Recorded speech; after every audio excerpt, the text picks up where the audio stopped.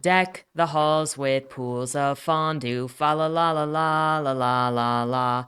'Tis the season to be horny, fa la la la la la la la la. Don you now your nude, no peril, fa la la la la la la la la. Grope the hose that shoots out icing, fa la la la la la, fay you're horny.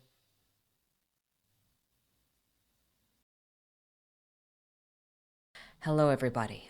My name is Ian Kirkpatrick. I'm an author, idiot, and loin streamer, and above all, I love to deliver what people love the most, and that is Christmas content, showing up on your YouTube page, showing up in your Target and your Walmart and your favorite corner store in September.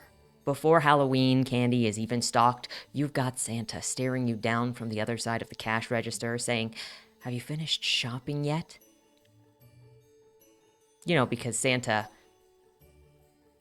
he contracts out the purchase of gifts that he can then deliver and take credit for. That is just how it is. So, we're here doing your favorite content to ever receive, ever see in September, and that is Christmas content. Also, everybody else's favorite kind of content, horny fae content, knockoffs of Sarah J. Maas content. It is called A Court of Sugar and Spice by Rebecca F. Kenney. Now, you might notice a difference in my cadence today. And that is because I have recently learned any sort of emotion at all, period, any sort of excitement is considered an emotional outburst. So today, we will be reading this book with surgical seriousness. We will seriously, for realsies, look at this as the most important depiction, the deconstruction of fae porn you will ever hear about. Because I don't know if you've seen this. It is a very serious problem, okay? We need to discuss this because the fae porn and really the infection of pornography in general, in every genre, is an STD that is murdering genres at a faster rate than I have ever seen anybody murdered before. You thought that fantasy exists? Think again. That's a penis. You think that horror exists? I'm sorry, that doorknob you reach for? It's a dick. You thought that you could drive that aircraft? I'm sorry, it's been a penis this whole time. And that mystery? That woman was not impaled by a knife to death. She was impaled by a dick to death. I know. Many such cases of genres absolutely murdered by the PIV, by the intercourse. That's why it is called intercourse, because it is intercoursing every genre. The way that we know that this is what is happening to all of these genres is it does not leave a puddle of blood and busted heads behind. It leaves a puddle of sticky, icing-flavored semen. Now, we will be discussing this book. However, you may be wondering how I even came upon this book. I have a TikTok to show you. In regards to that, I have a story for that. But before we get started, there are the usual things. Number one, if you would like to be featured on the channel, there are two ways. The first is through Lemoi, the monthly prompt writing contest, where I give you a prompt, you write a short story using that prompt, and on the first Monday video of the month, we bask in your creative genius. The second way to be featured is if you are an indie author and you have a book out or a book that is coming out, if you submit the first chapter and the cover, it'll be read here on the channel to hopefully help more readers find your work. I may not be your reader. I don't want to break your spirits by saying, hey, look at the carnage that we are about to commit upon this murderer of many today. I don't want to do that to your story. Maybe you want me to do that to your story, but I don't want to. So you can submit your book, and hopefully more readers who are looking for exactly the kind of drip that you are drizzling will get there. The third thing is, if you would like to check out any of my books, they're available at any of your favorite places to get books, including the local library upon request. My newest novel, Body More Zero, comes out in October, next month. The month of murder, which will hopefully not become the month of Saman. With that said, let's get into exactly how I found this book. It started out with a video, compilation, a discussion of random TikTokers saying they were scammed by somebody on TikTok. One of those videos included this one. Okay, we need to talk about this book and why I'm concerned. So I saw multiple videos. So I did want to address this. Readers are absolutely within their rights to review however they want, but this person hasn't read the book yet. So I just wanted to address a couple bits of misinformation. Always made it clear that it is not a Christmas book. It doesn't technically have like Christmas in it. It has some wintry vibes. A lot of people classify it as Christmas automatically because of the Nutcracker thing. But yeah, it's not technically a Christmas book. And it is not a dark romance either. I feel like some people are misconstruing that. It is not a dark romance. It is a romantasy with dark themes. Lots of romantasy books have dark themes. And the original video that this person's referring to talked about the threat of SA. She is never actually SA'd. I feel like people are like making a bigger deal of this than it actually is, making it sound worse than it is. And a lot of my readers who love the book are like, I don't even remember what they're talking, like, what are they talking about? I do provide trigger warnings in the front of the book and on my website. I would just encourage you, if you haven't read it, like if you haven't actually read it and you don't know what you're talking about, like, do some more research. I know there's a matter of, we trust certain creators but there are some times when a creator may not have had all the information, and no bad feelings toward anybody who's posted about it at all. I just want everybody to have all the information before they make a decision on whether or not to read my Nutcracker retelling. A couple of things. On all of the TikTok videos that I watched in that video, stuff stood out to me. But this one stood out especially because I have talked about how authors respond to readers multiple times. The author decided that she did not like the presentation, the description of the book, and decided to call the reviewer a liar. Spreading misinformation with technicalities. This isn't a dark romance. It's a romance with dark themes. This isn't a Christmas book. This is a wintry book with Nutcracker vibes. However, half of the playlist in the front of the book, it has songs with Christmas in the title. So, it looks like grifting to me. But as you know, it is kind of a questionable thing for authors to start arguing with readers. I would say if you have a Nutcracker-inspired story, immediately it's going to be Christmassy vibes. I would also say there is a second interesting thing. In that video, the author said that there is no sexual assault in this book. Just the threat of it, and the character doesn't actually get SA'd. There is a whole 2 chapters where there is a rat orgy happening, and they are going after having sex. Her and the female, and one of the female main characters is having sex for 24 hours straight, or they're sitting there with his dick inside of her so that nobody else can claim her for at least 24 hours. Let's not talk about the logistics of how that would physically affect your body, especially that of a human. These characters, this book is nothing but smut, let me tell you. In the first couple of chapters, there's not much but a little bit of sexual talk, a little bit of thirsty talk, and then it basically turns into just a porno by the halfway point. However, the one thing that I do want to mention immediately is the author also said that there is no sexual assault in this book. Not only do I disagree, but I also think that it is fairly sexist for the author to say that, because it shows that there is a disregard for male victims of sexual violence, and it doesn't believe that they can be victims of women like Louisa, who is the second female main character. Now, as we get into the story, you will see what I mean by the second female main character sexually assaulting one of the male main characters.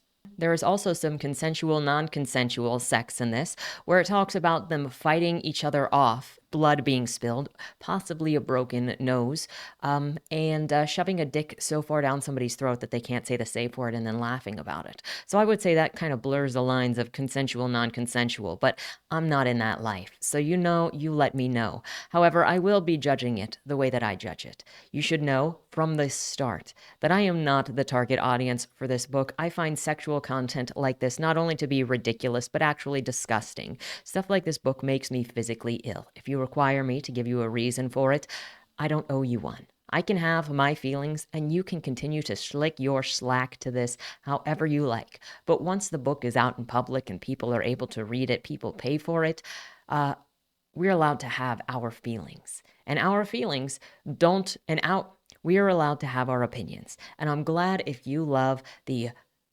dripping, sopping wet, fey, knockoff, whatever you want to call this, pornography. But I don't. And I think that the number of authors I think the number of people who have decided that writing is the grift that they want to try and are loading the bookstores with pornography that they are mislabeling so that they can rank, so that they can stand out because there is so much pornography in the Kindle bookstore. I think that it is frankly disgusting. So we have a double issue here today, and that is one, the pornification of literally everything. Two, mislabeling things so that you can hide that it's smut while just selling smut, because it doesn't hurt the readers that are not looking for smut. Your target audience is smut readers. They will appreciate whatever, and you don't care about the other people that you mislead or lie to because they are not your target audience. 3, the way that the author responded to a reader. That is a major issue, and I feel like it also comes from many people who are not prepared to enter this creative space with respect for the difference between them as an author and the reader. It also goes into the grifters who use victimization to try to sell their work. If you do you not think that it is a reach to say what this author said in their video? Let me know what your thoughts are in the comments down below on the TikTok video that responds to the readers. Everybody has a different opinion on how authors should respond to readers, if authors should respond to readers. And over the last few days, I've even had others tell me that authors should go ahead and contact readers to ask for information of why they didn't like a book. Personally, I think unless you have a relationship with said reader, you should not be contacting them out of the cold blue. That is a professional courtesy, as author space and reader's space are different. If there is a reader in a... But again, relationships have changed because of the situation with reachability by authors via social media. So newbies have come in without decorum, without any idea of professionalism, in the same way that they then just flog the system in a sexually abusive way.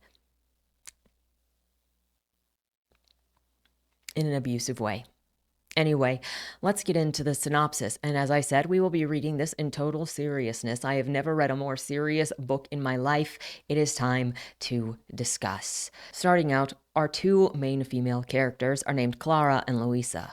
Clara is innocent, semi-virginal. I don't know why the author chose not to make her virginal. She's had one sexual partner who was sort of foisted upon her by her younger sister, Louisa, who is very promiscuous and is proud about being promiscuous. These characters are sold as strong female characters.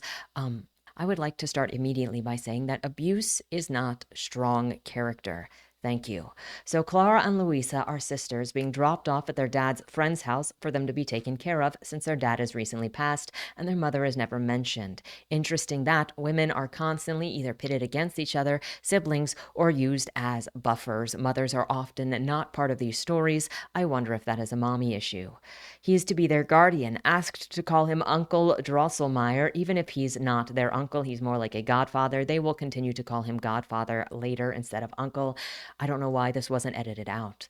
Should be noted that Clara is also a painter, much like Feyre from A Court of Thorns and Roses, where this is ripped off from or trying to take advantage of the fans of ACOTAR. They talk about how in order to get their inheritance from dad, they need to either marry or reach the age of 30. Louisa wants to wed as soon as possible to get her inheritance. It should also be noted that Louisa will continue to talk about how she will cheat on her husband because she's only getting married for the money, and she doesn't give a crap about love. Even when she chooses her love interest, it is not about love, it is about him being a sex toy and her having power. When they meet Drosselmeyer, he says that he, quote, makes it a habit to pay attention when a woman speaks to him. It's the ones who are out of their minds who have the most fascinating and insightful things to say. Hashtag Feminism, am I right? He says that he knows much about them from their letters that their daddy wrote to him. Louisa says that Clara's not rebellious, but it's the rebellious ones who make the best stories. Drosselmeyer announces that he's hosting a party the next day, showing off some of his inventions, and invites the girls. Louisa is very excited, while Clara is not. Then you get her saying that she has painted, and Drosselmeyer says, quote, "Yes, your father told me that you are an artist.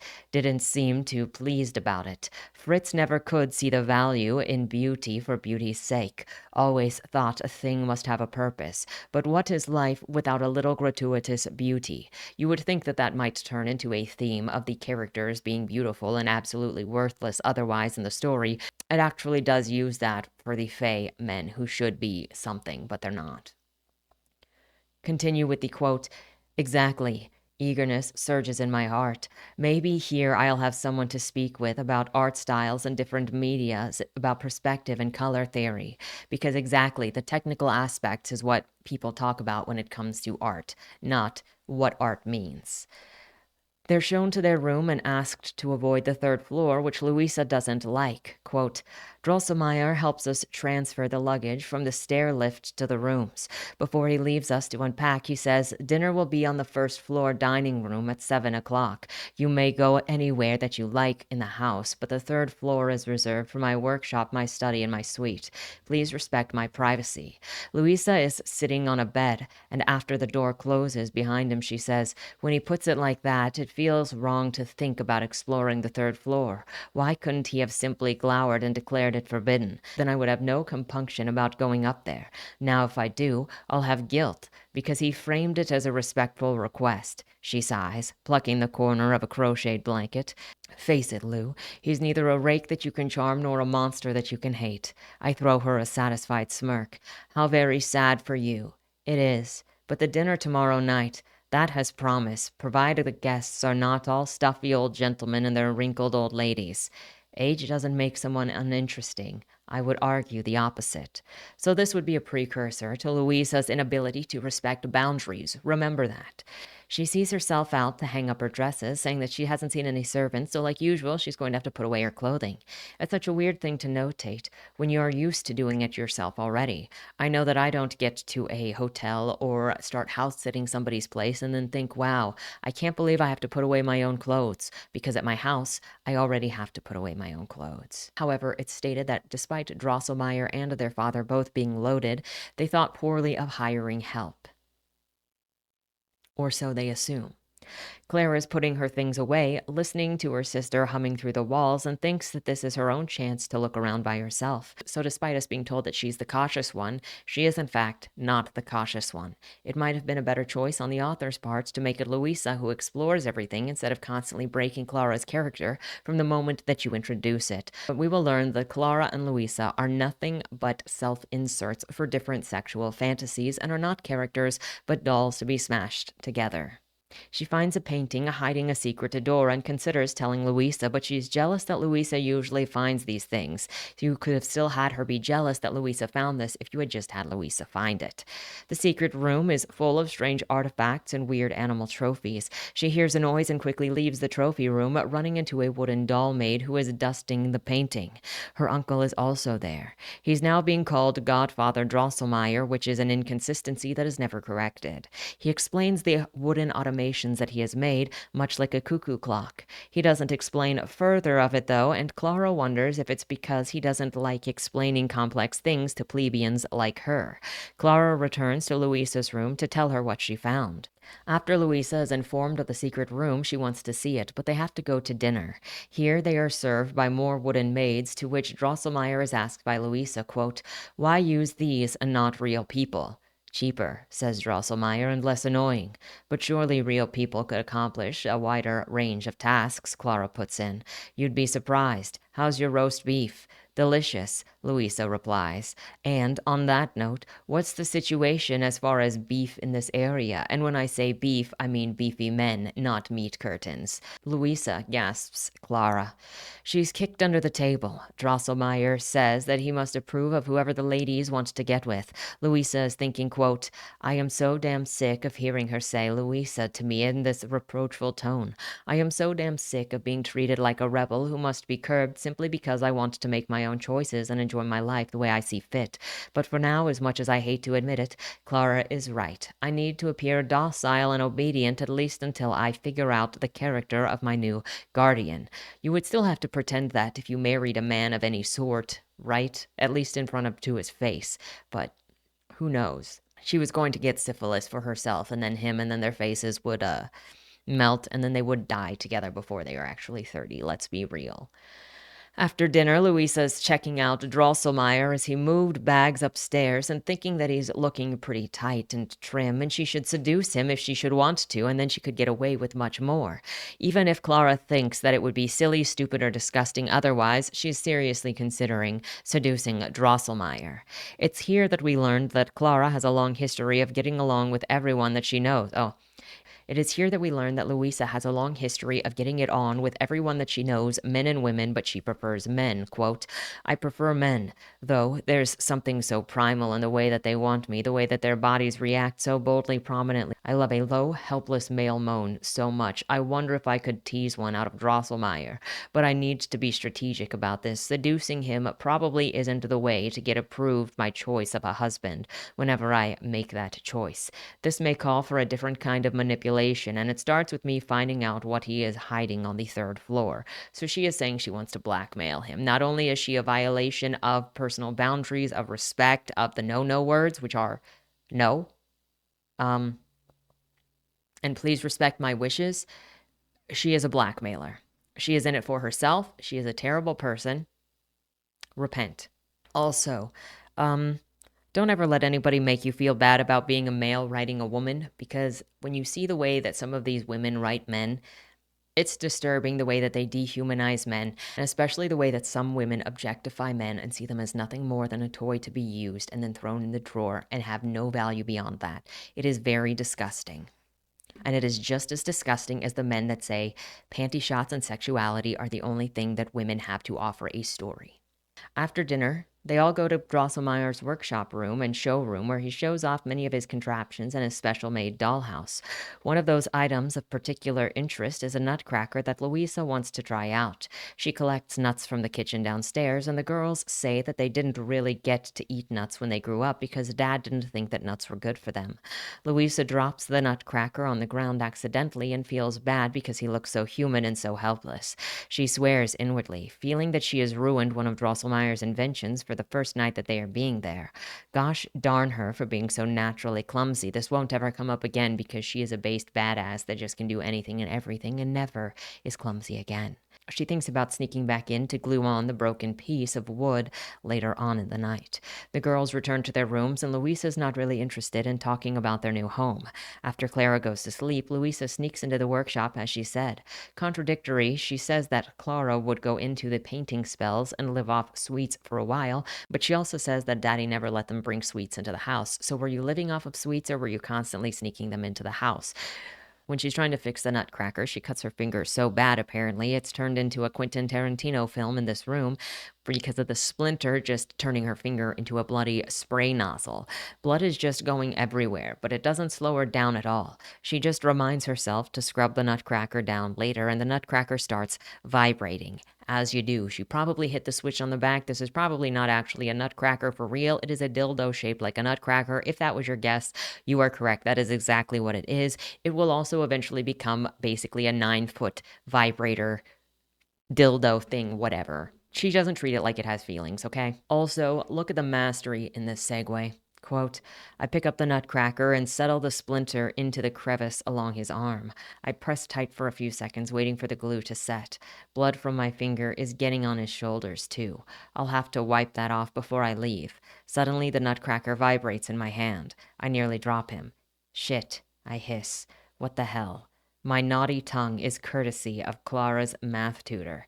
He taught me all kinds of words that I could say while I came on his dick. I was sorry to see him go when his sessions with my sister came to an end. He had very fine equipment. I've never heard of somebody so excited about a calculator before.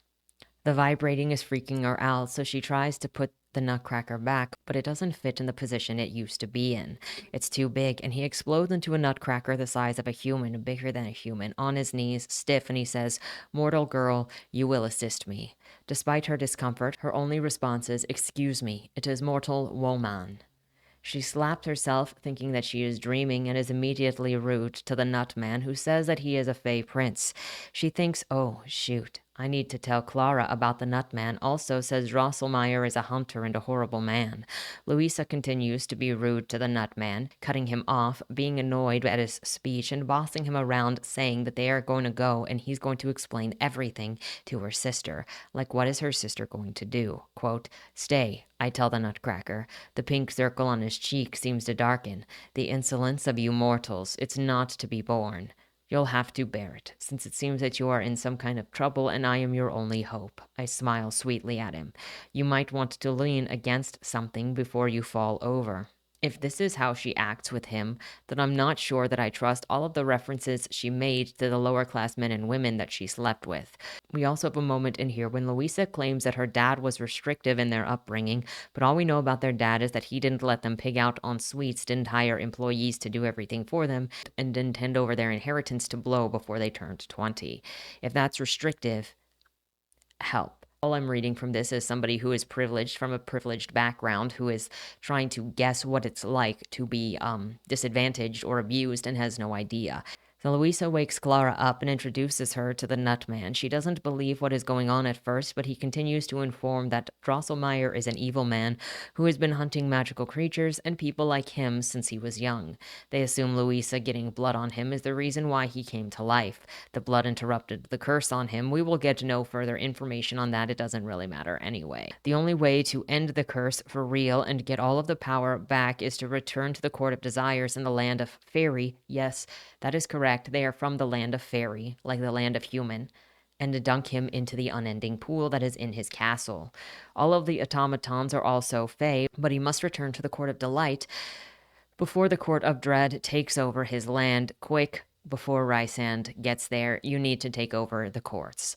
Despite how the Nutman has only had bad interactions with humans via the Hunter, and these women are related to said Hunter, and Louisa is a prick from the beginning, especially considering Nutman is not aggressive at all towards these women, and when Louisa offers her blood to uncurse the staff, he says that they would have to die to free the Fae in the mansion, and that's probably not favorable to them.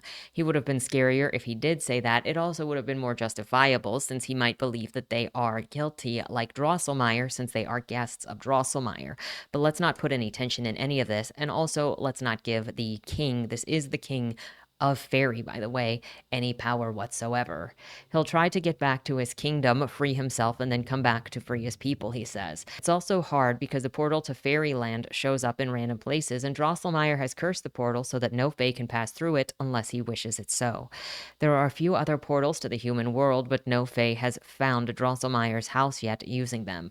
So it really is just a nonsensical way to wonder why nobody has found Nutman yet, because there is only one portal and they can't get through it, but there are also many portals, but also they can't find this guy. But also we're going to learn that they have an intense sense of smell and they can find stuff. And with how infamous Drosselmeyer is, you would think that there would be a hunting party going on, but no, don't worry about it. Louisa asks why Drosselmeyer would do this, and Nutman is like, why do humans hunt anything? For the fun and hunger of it. Why are they being talked to by a Fae who is also a warrior? Who You don't hunt for fun? You don't have other creatures in your land that hunt for fun?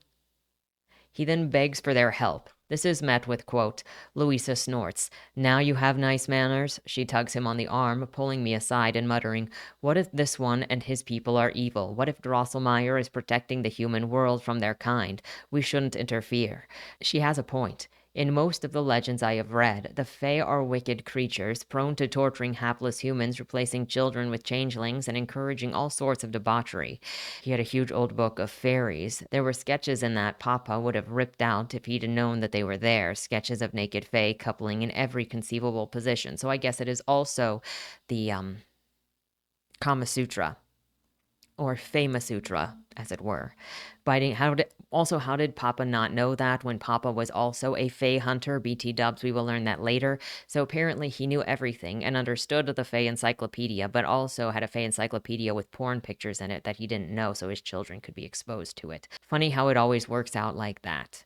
Also, why is Louisa not just, Daddy warned us about the debauchery. That is the exact reason I want to go to Feyland, because I, too, am a debauchess. Quote, biting my lip, I eye the Nutcracker's tall form. His uniform is stiff, like very heavy parchment or hard leather, and the hem of his jacket falls to his thigh, so I can't tell if he has genitals of any kind. What does he look like in his true form, and has he participated in any debauched revels? So she thinks about Faye being debauchesses, and then immediately starts looking at his dick and wondering how she can use him. The Nutman says that he is hardening again, and Louisa can't stop laughing because she is a sexual predator. Clara lies, saying that she is not laughing at the Nutman, she's just tired, and Louisa laughs nonstop when she is tired. They can't help him now. They'll sneak back during the party and look for a way to help him. The next morning, the girls get ready for the party. Clara admires how beautiful Louisa is, insanely beautiful, and no one ever says that she's not. Meanwhile, Clara's like, everybody always looks at me like I am dumpy. Louisa doesn't even have to put on makeup, and I am just like an old kind of pretty. I'm pretty, but not the kind that is like pretty. I'm just pretty. People arrive for the party while Clara and Louisa keep a low profile to gather no suspicion about their later plans. No one is asking about the wooden robot things, and Clara thinks that it's weird, while she also recognizes that she did the exact same thing when they first got here, just accepted their presence. The girls are hanging out, waiting for the opportunity to steal away to get to the Nutcracker, but everyone's shown some of these inventions of Drosselmeyer.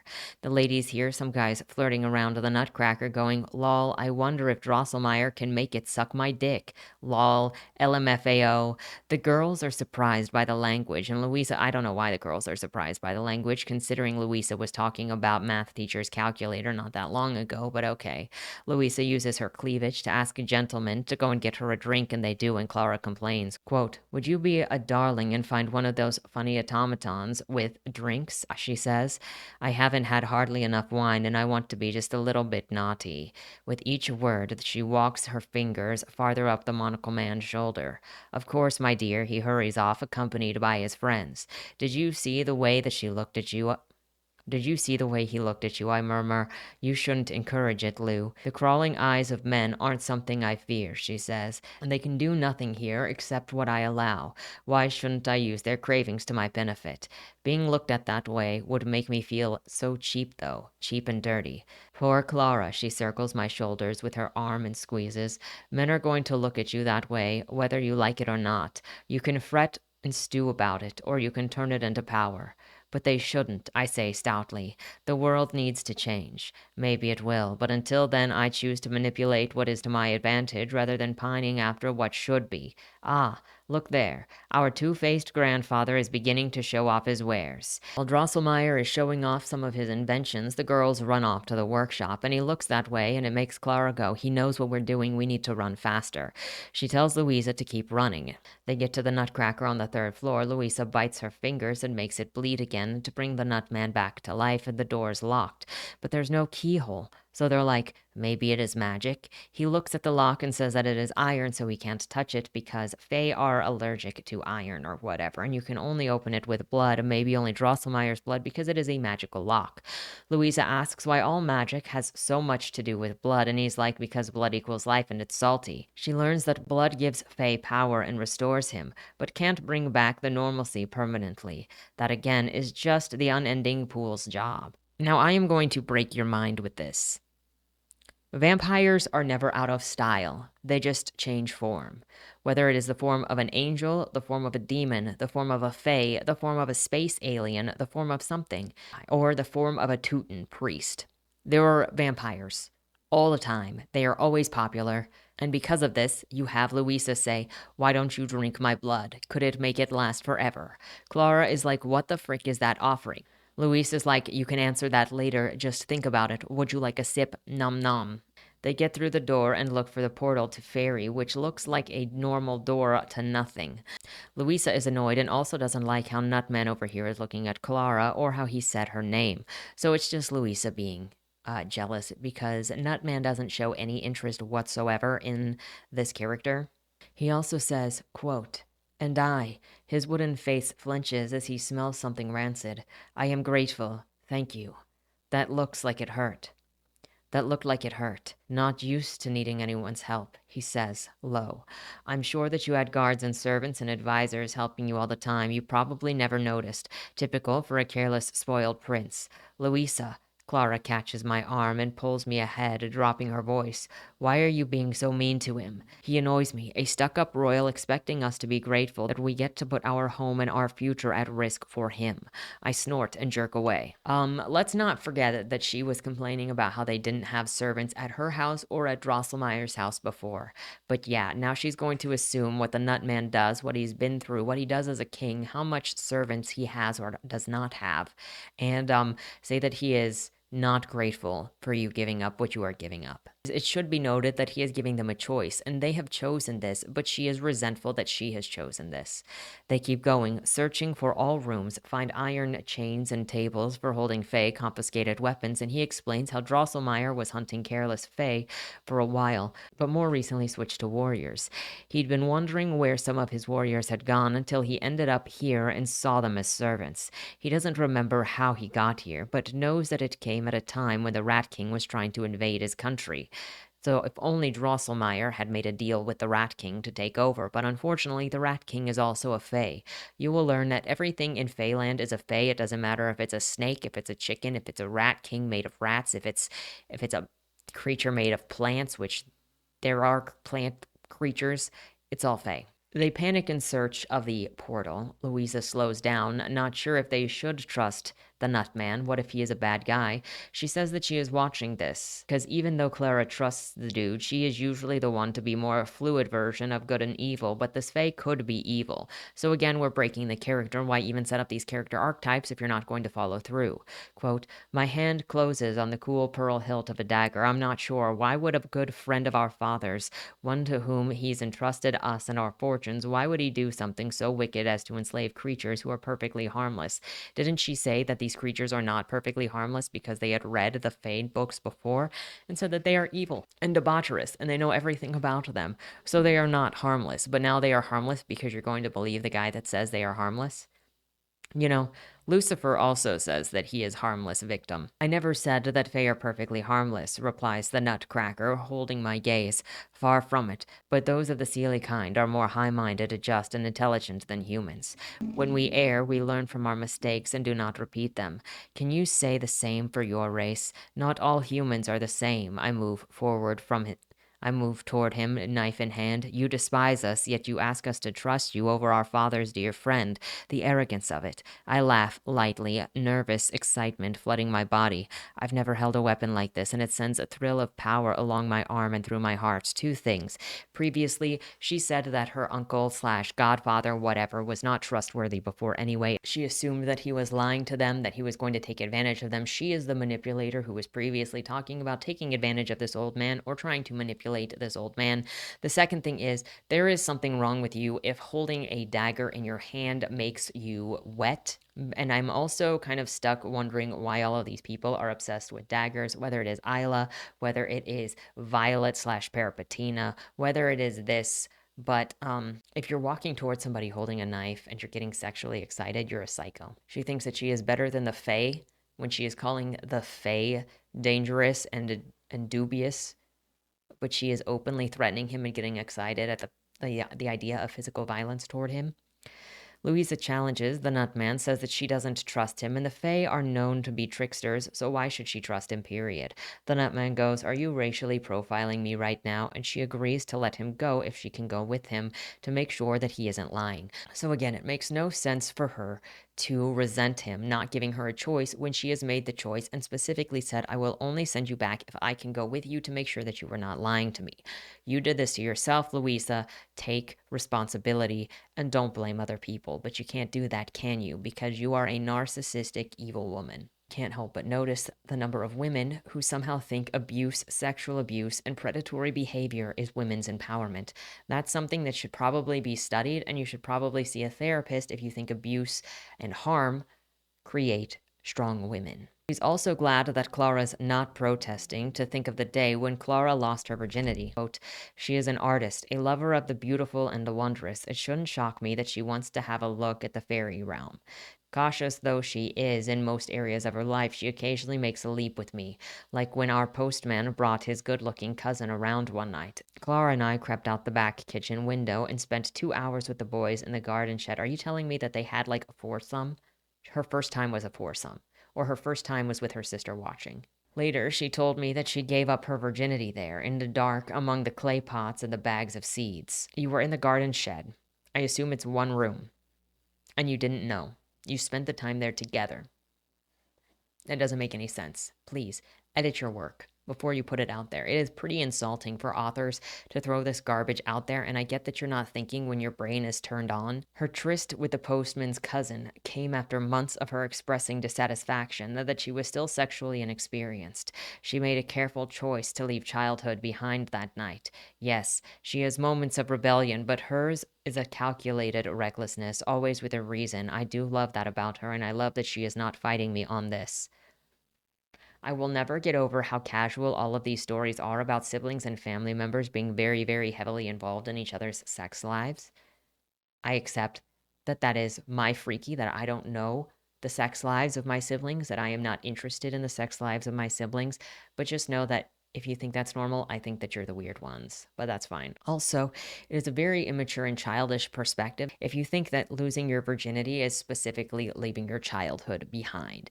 You can be a teenager and lose your virginity and still be childish, and you can be a virgin and an adult and not be a child. This kind of BS is in the adult age people who try hard thinking that sex and swearing and guts make something adult, but that's just a costume of maturity put on by an immature mind. And I have seen a lot of it. And they all suffer from this immaturity that believes that swearing and sex jokes make you mature and funny. They don't.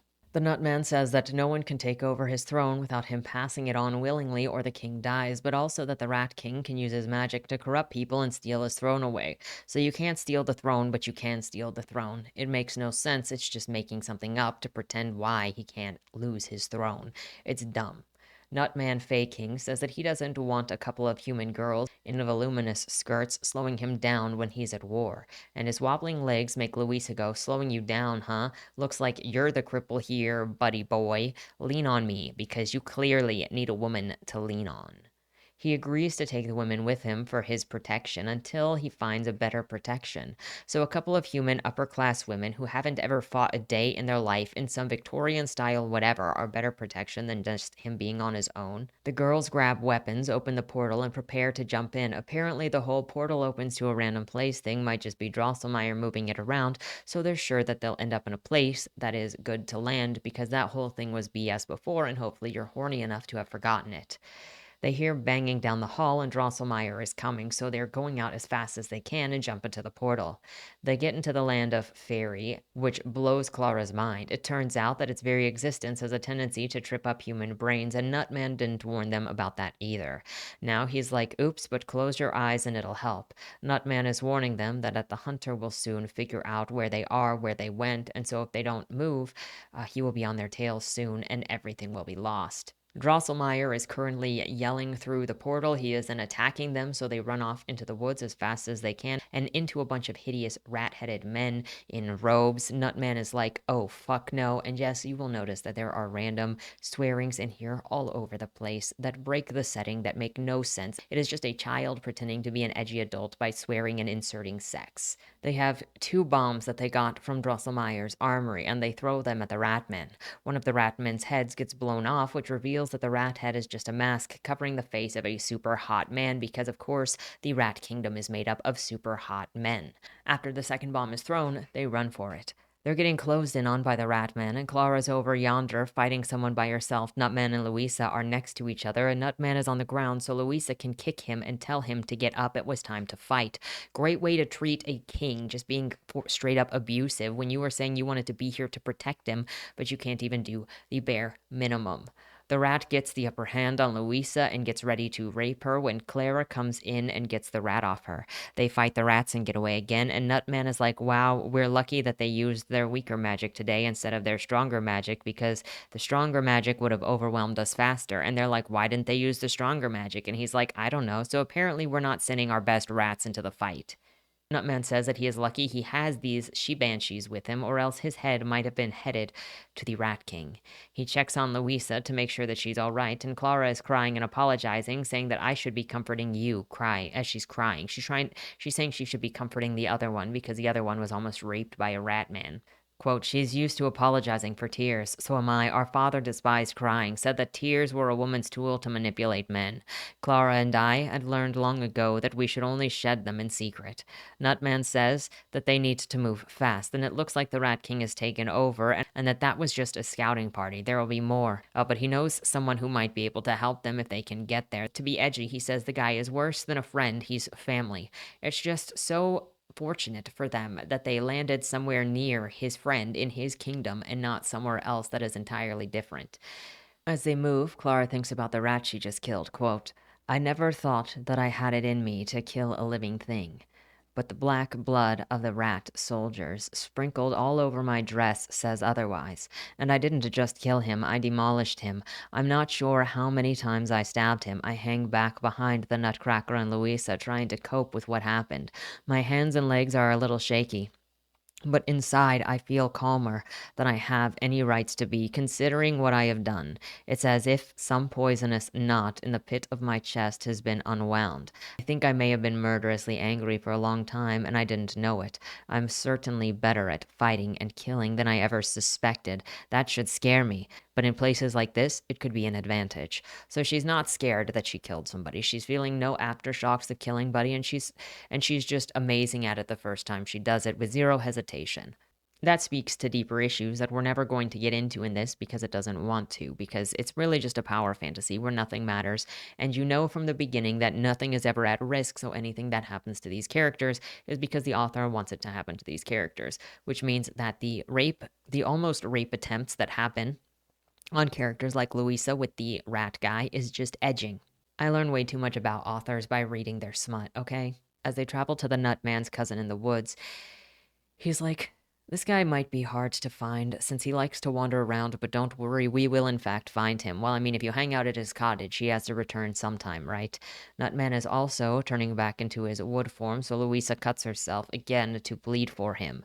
'Cause, you know, the girlies into this stuff have a martyrdom fetish, so you always have to have somebody cutting themselves. It happens in Violet's case, in the Fourth Wing, and in Iron Flame. It happens in Lightlark, and it happens in every one of these books. This time, Louisa is making him drink her blood, and Clara is like, gosh, I wish that I could paint them both right now. This is so picturesque. Can you imagine watching somebody and being like, I wish I could paint that right now. Yes. As he drinks her blood, Clara decides that she is thirsty, so she's going to go wander off in this dangerous Fey woods for a stream of water by herself. It's not like they were just attacked and they were told that there are going to be more rat things going around. So you know what? She strolls down the hill, and half of her dress is ripped away, of course, because of course it does. And, she made a show of it. Quote, neither Louisa nor the Nutcracker respond, so I move down the hill, following a barely visible track through the bushes. It's a steep slope, and halfway down I begin to skid uncontrollably. My skirt catches on the sharp, broken branch, halting my dangerous slide. But then, with a horrible ripping sound, a half of my dress tears away, and I continue down the slope, tumbling into a patch of thorny bushes at the bottom. Angrily, I fight my way upright, ripping away more of the gown fabric in the process. My shoes are scuffed beyond repair. My stockings are shreds, and the remnants of my skirt and petticoat barely cover my upper thighs. Beyond my short, puffed sleeves. My arms are covered in bruises and scratches, and I should have worn long-sleeved gown to dinner, like Louisa did. I even have scratches across the top of my breasts, thanks to the dress's low neckline. If Papa could see me now, looking like a derelict doll that someone had dragged out of a refuse bin, he would have an apoplectic fit. It must make a dreadful contrast to the fey beauty all around me. Might as well have gotten stuck in a rabbit hole so that step-brother could come and pull you out with his dick.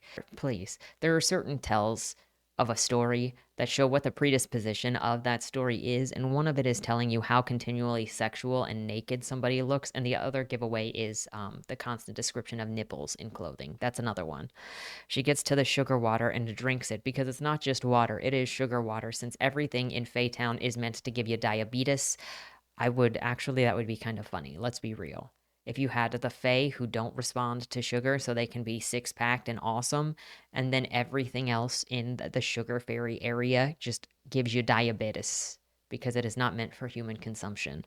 She drinks the water happily while she hears a monster's roar and sees a rat bear thing on the other side of the water. It attacks her and pins her down as you would expect, and she is saved by a Fey man who shoots a candy cane into the creature's face. Quote, a rainbow blur passes between me and the monster, gauzy blue wings moving almost faster than a sight.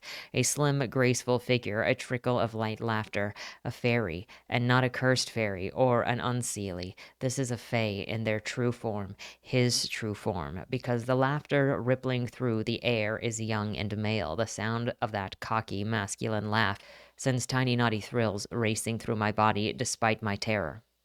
I know that horror can turn on that aphrodisiac, but now I'm just thinking of a story that has somebody that keeps killing somebody that their love interest loves, because grief and loss is also used as a manipulation tactic to get people into bed. I don't know. Analyze me for that. He carries her off after defeating the rat person, and she freaks out, demanding to be put down because she is being flown away from the Nutman and her sister by this weirdo. The Fae lands and checks her out, and makes sure that she checks him out too. Quote, the fairy stands by, arms folded. He grins, shows every one of his wicked triangular teeth. The way that he is staring makes me suddenly conscious of how little clothing I'm wearing. Never before have I let a man see me in such an immodest state. My one tryst with a boy was in the dark garden shed so that I wouldn't have to see anything and he couldn't see me. And now a fairy male is eyeing me with a telltale smirk and lustful heat in his golden eyes. He's much taller than I thought, flamboyantly dressed in short purple trousers and a matching vest with a blousy, gauzy, iridescent shirt beneath. A snowflake hangs from his black choker around his neck, tiny lollipops dangle from his lobes of his pointed ears, and he's wearing a gauzy sort of cape too, pinned to his shoulders with pale blue feathers. It is such a perfect match for his wings that I can barely tell where his wings end and his cape begins. Don't you think that it would be detrimental to the wings to have a cape, like the cape would get wrapped around the wings and then you would just end up in the sky with a cape wrapped around your body with your wings unable to get around it, and then you would just drop onto the ground and splat, maybe not even getting that high? I don't know. Doesn't seem very aerodynamic to me, but what do I know? She's demanded to be taken back to her friends, her sister, and he's asking if she is friendly with the hunter and is flirting with her at the same time because he likes the taste of danger, calling her sweetie and such, and saying, while there are no warriors who live here, out here, do you know the name of the fae that you're traveling with? Of course you don't, because the only time you get a fae's name is if they trust you, so why should anybody trust you if you don't know that fae's name? He says that he knows a lot of people who collect human things, but he has no allegiance with the Rat King, since the Rat King has no style, and that's pretty much it. So frick this guy. This guy would turn on you in a second if the Rat King had style. He does have a big dick, though, so. He asks if she is a virgin because virgin blood fetches a good price around here. She says no, and he says bummer. He asks what kind of goodies he gets for helping her, and she says not sex, but hey, quote, it's a make of my artistic strangeness that in a moment of anxiety and arousal, I'm mentally plotting which of my paints I need to combine to match the exact color of his lips, and the thought yields an idea. I could paint for you, I say suddenly. He agrees to the painting, but she must come to his house and paint whatever he wants, since he can look in the mirror and look at himself anytime he doesn't want a picture of himself. Then she can continue on her way with the prince.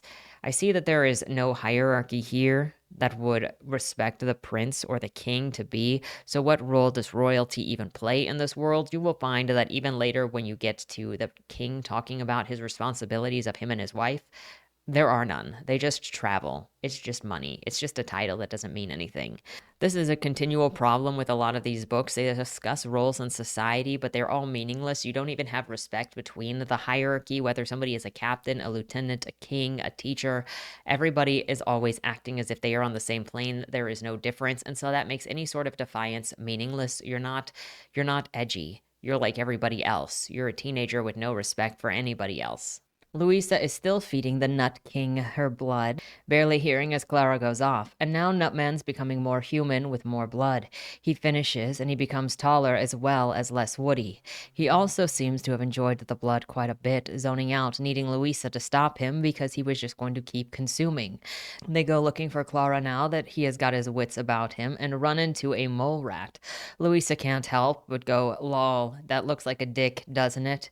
The mole rat's looking at them due to her vibrating body, vibrating because it is short on blood, and Louisa can't stop shaking. So Nutman picks her up and lets her tremble against his body. Then he kisses her, and there are lots of paragraphs describing the kiss and how she wants it deeper, and it goes right to waterfall mode. Clicker activated. Quote, I shouldn't be kissing him like this, feeling like this, when my sister is out there in the Fey forest, helpless to anything that might come along. But my trembling has stopped. We keep kissing a while until my underthings are soaked and I'm like melted wax in a prince's arms. If he wanted to slip inside me right now, I would let him. It wouldn't be the first time I've let a stranger fuck me. We know that you have touched every pole that is in the vicinity of your original home. But also, she says, helpless in this forest, when her sister killed a bunch of rats before. I don't think she's helpless. The pink-haired fae flies overhead, getting the mole rat's attention because of the noise. The mole rat is blind BT doves. They attack it, it oozes stuff, and Louisa again goes, lol, look, it's like a cock, and that's cum. Nutman rolls his eyes at her childishness. Thank you for judging her appropriately. Then she goes, hey, you didn't think I was gross 2 seconds ago. You weren't acting immature a couple of seconds ago. We're going to call the pink fae Pinky because I'm not calling him by his name when his name is revealed. Pinky and Nutman kill the mole rat together and then introduce Pinky as Nutman's warrior cousin. They have a little tiff because Pinky was kicked out of the kingdom for banging around with enemies, and he's offended, like, you think that I'm going to help you when you were never speaking up on my behalf? Apparently he was not really kicked out of the kingdom if he is still hanging out in the woods, but I digress. Nutman says things will be better after they get the kingdom back, so please help. He will be in charge and he will not punish his cousin. Pinky is like, okay, I'll help, but just know that you're gonna need more than just me if you're gonna go take on the Rat King, because he's taking over the kingdom. Spoiler alert, they did not need more than the 4 of them because the entirety of everything gets taken out mostly by Louisa and Clara. I don't know why they needed the other Fae. It was a waste of time to fill the center of this book that was already only about 170 pages long anyway. Learn to write a plot. They walk, girls are fed sugar plums. They talk about the prince who was nicknamed Sugar Plum as a child because he couldn't stop eating them. This is the pinky one. And then he kept that nickname as an adult, and half a page later he says why, since no one asked him and he just couldn't contain himself. Quote, nowadays, people call me Sugar Plum because I have the same delightful qualities as these fruits. I am deliciously flavored and I taste different every time. You mean your personality? No. His lashes lower, hooding his eyes. I'm not talking about my personality, I'm talking about my cum. Warmth spread through my sex, and it's all I can do is to press my legs together and soothe the tingling there. All fairies taste divine in that way, especially to humans, he says, walking on, but my particular gift is unique. Now, this is a really weird thing for him to share right now and to be proud of. He is going to later say that his trauma is being used in orgies for the Pez dispenser flavors that are his dick.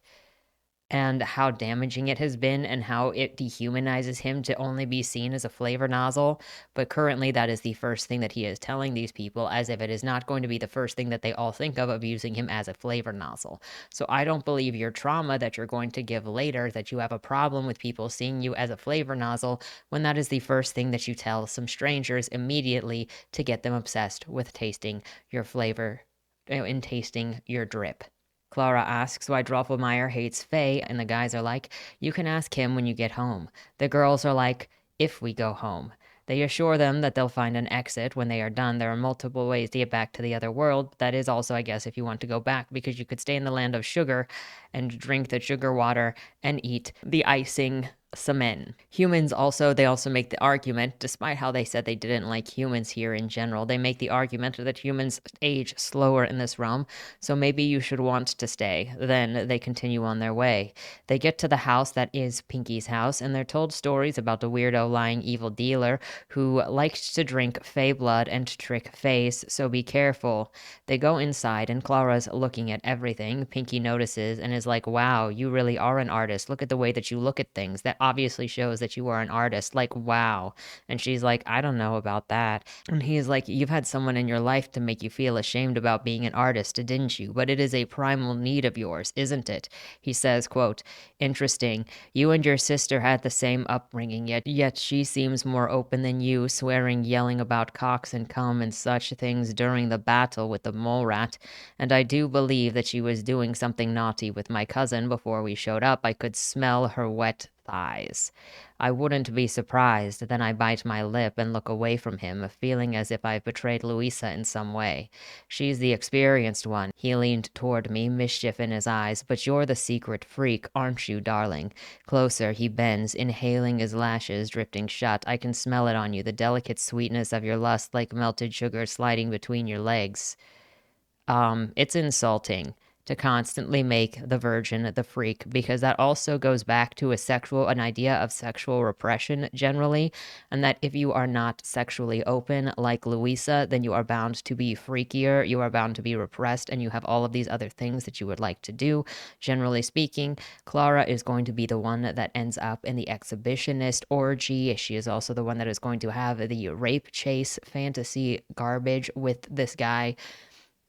I don't know how we can talk so often, how we can hear so often about how repressed people are sexually, and then it always turns into these sexually obsessed authors demonizing virgins and telling people who have less sex that they are sexually repressed and they are actually freaky and they are the ones doing all of the most vile things.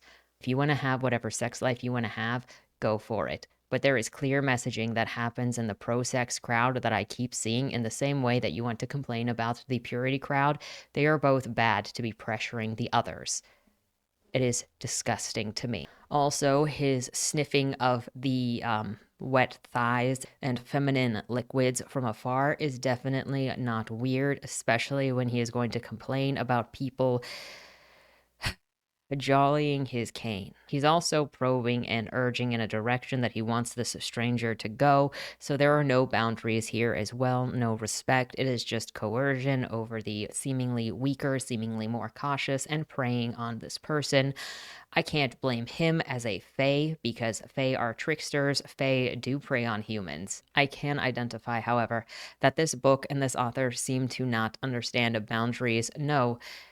And this is also where the sex logic of the whole thing comes up, and it's pretty much going to devolve from here, so prepare yourself. The call out that she is actually the freak gets Clara so excited that she drops on this quote, when my sister used to sneak out at night or during long, dull afternoons when my father was working, I stayed behind. I knew that she didn't go far. She couldn't without someone noticing and telling our father. She had ways of bringing the fun into the cellar, the garden shed, or the stable. I knew what she was doing, and even though I refused to accompany her, I took care of the needs in other ways. I would crawl into our dark closet and touch myself myself over and over, sometimes coming 3 or 4 times before I was sated. That's not normal. You should see a doctor if you're coming 3 or 4 times every time you masturbate. That looks like sex addiction. I couldn't do it on the bed because Papa refused to let us lock the door, and I didn't want him to surprise me in such activities. But just as Louisa had places for her trysts, I had places for my own. All the dark fantasies that played through my mind during those stolen moments, I have never spoken of them to anyone, not even my sister, and I fear they are too shocking even for her. So this is perpetuating the lie or the idea that sex-positive people have, that if you don't have as much sex as the sexually liberated, then you are repressed and the freakiest of the freaks. They are shown the house, the food. Louisa and the sugar plum prepare the food together as Clara's getting jelly because Louisa is flirting with him and she can't stop herself because of how she is. The candy in the kitchen all has special abilities, and of course there's one for pleasure, an aphrodisiac, basically a roofie of some sort. Louisa is super interested in it. She also is told no, she's not allowed to have it because they don't know what sort of effects that will have on a human. I find it not really believable that they sell and trade humans and humans have never tried the aphrodisiac candy because everything here tries to rape them, and they end up with things that say you smell particularly sweet in this realm. So I have a highly difficult time believing the logic that a human has never ingested the candy when humans are seen as delicious sex slaves in this universe. They eat, be merry. Both Nutman and Clara are pouting until Clara passes out, and then the sugar plum wakes her, calls her beautiful, and invites her to bathe since it's free, warm, and a nightgown has been conjured. Because just so you know, they can conjure up clothing that they can also make disappear at any time. Just so you know, that does come into play constantly in the sex scenes, where instead of taking off the clothing, he just disappears it. Because the only reason that she is dressed is because he has given her the permission to be dressed by his mind powers, putting mind clothing on her. So if that isn't another level of submissive dominance, I don't know what is. You also have the description of her nipple hanging out of her clothing right now because it was torn open and she never noticed that her nipple was hanging out of her torn corset. Louisa comes out of the bathroom and goes to Prince Nutman to ask him why he dare call her licentious. He's like, "You said that you are, aren't you?" And she says, "Yes, I did, but I've had a lot of partners and I enjoy sex, but like, why are you judging me? The Fays have lots of sex, don't they?" And he says he's not like that. He's only slept with 2 women, and Louisa is actually angry at hearing that this faking is not sleeping around. She says she has to hold herself back from screaming at him for not having more sexual partners. Where is that any of her business, number one? And two, she thinks that she needs to be verbally abusive because somebody's made decisions different than her. She starts badgering him by saying, "You're a prince. Why haven't you slept with more people? Every other person in the world uses their positions of power to sleep with whoever they want. Why haven't you?" So she's harassing him for not being a sexually liberated individual and seeing sex as something to do to people. That also doesn't speak very well to all of the lower class people that she has slept with, because currently she is now bragging about using her position in society, or to use your position in society to sleep with whoever you want. So I have a feeling that Louisa has a background of sexually assaulting people, and we will see that in the way that she sexually assaults the king. Louisa accuses him of being dishonest, and Louisa says that she is the honest one since she will admit it, even though she just said she did not and got mad at him for calling her licentious. Then she says she is pushing him. "You can't even admit that you were enjoying it when you were with me. You need to enjoy it." So not only does she not accept that he doesn't have sex the same way she does, he doesn't have as much sex as she does, but now she's like, "You need to tell me that you enjoyed it when you were kissing me." No, he doesn't, especially if it was not done to help you. It was just done for this other thing, and you decided to turn his arms into a waterfall. Louisa presses him to try and make him say that he liked kissing her, and she just gets madder every time he says no, and going, "You're lying, you're a liar, you liar, liar, pants on fire, say that you liked me." Louisa, this is not normal behavior. This is not cute. This is not sexually liberated, and I am personally disturbed by any female who believes that this is what a liberated, strong female character looks like. It's not liberation, it is abuse. It is not liberation, it is coercion. It is not sexy, it is frightening that you think this is empowerment, that you hate people who don't have promiscuous sex this much. Quote, he scoffs lightly. You have a very inflated opinion of yourself for a human. It's not vanity, I say. I'm a damn treat. Want to see? Looks like a lot like vanity and pride to me. She drops her towel in an attempt to get him to jump on her, and he's still saying no. She asks if his dick even works, and as usual with the bad sex cliches written by women, because he doesn't jump her bones, she asks him if his dick even works, because clearly if it did, then he would have jumped her bones. I'm so tired of these pushy women that think men only fuck everything, and if you don't, you're either gay or impotent. It is annoying, it is garbage, and it is coercive to try to do that to somebody. Not to mention, dropping your towel to somebody that has already told you no sexually is sexual harassment. It is equivalent to a dude coming in, asking you to go on a date, you say no, and he flashes you his dick and says, what about now? It is not appropriate. I don't care if this is porn, I'm judging you for sexual assault. I don't want to see anything good happen to Louisa. I want to see her die. King then feels the need to defend himself, saying that he is upset at being hunted, being taken out of his kingdom is being destroyed, his body is transformed and out of his control, he is made useless and abused, and he can't do anything about it. So he is sorry if he is not in the mood all the damn time. It is a problem if you believe that you have to defend when you say no. You don't need any good excuse to say no, and if you are somebody who pressures somebody else and demands a reason for being told no, you are a predator. Louisa reflects on this going on and goes, OMG, I have been selfish and only thinking about myself and how to take care of Clara all of this time. I should consider him more, and I must show human decency sometimes, even if he is a jerk. She is being bigger than a jerk to him. Also, I would like to side note here that I am not saying that your main characters cannot make bad decisions, cannot act inappropriately. The problem comes when she is rewarded for it, when she never looks at what she's done, and she never reflects on what she has done as being wrong. She doesn't see herself as having sexually assaulted or harassed this man. She doesn't see what she did as being insulting. She just said, oh, he is sad. Someday he will come around to fuck me, though, and so I need to be patient until he is in the mood. That is not an appropriate answer. And so I will judge what I see in this book for what it is saying is a rewarded behavior in the same way that I discussed how Shadow of the Conqueror rewarded Dalen's behavior by giving him all of the powers and making sure that he always won and permitting him to continue to live at the end. The fact that this book never recognizes Louisa's behavior as abusive makes me question if the author even realizes that Louisa is not an empowered woman, she is an abuser. Then we switch to Clara, who is in the bathtub being heated by magic. It sounds a lot like Akatar when Feyre went to Rysand's cabin in the middle of nowhere, and it was entirely automated by magic, so she was never in need of anything.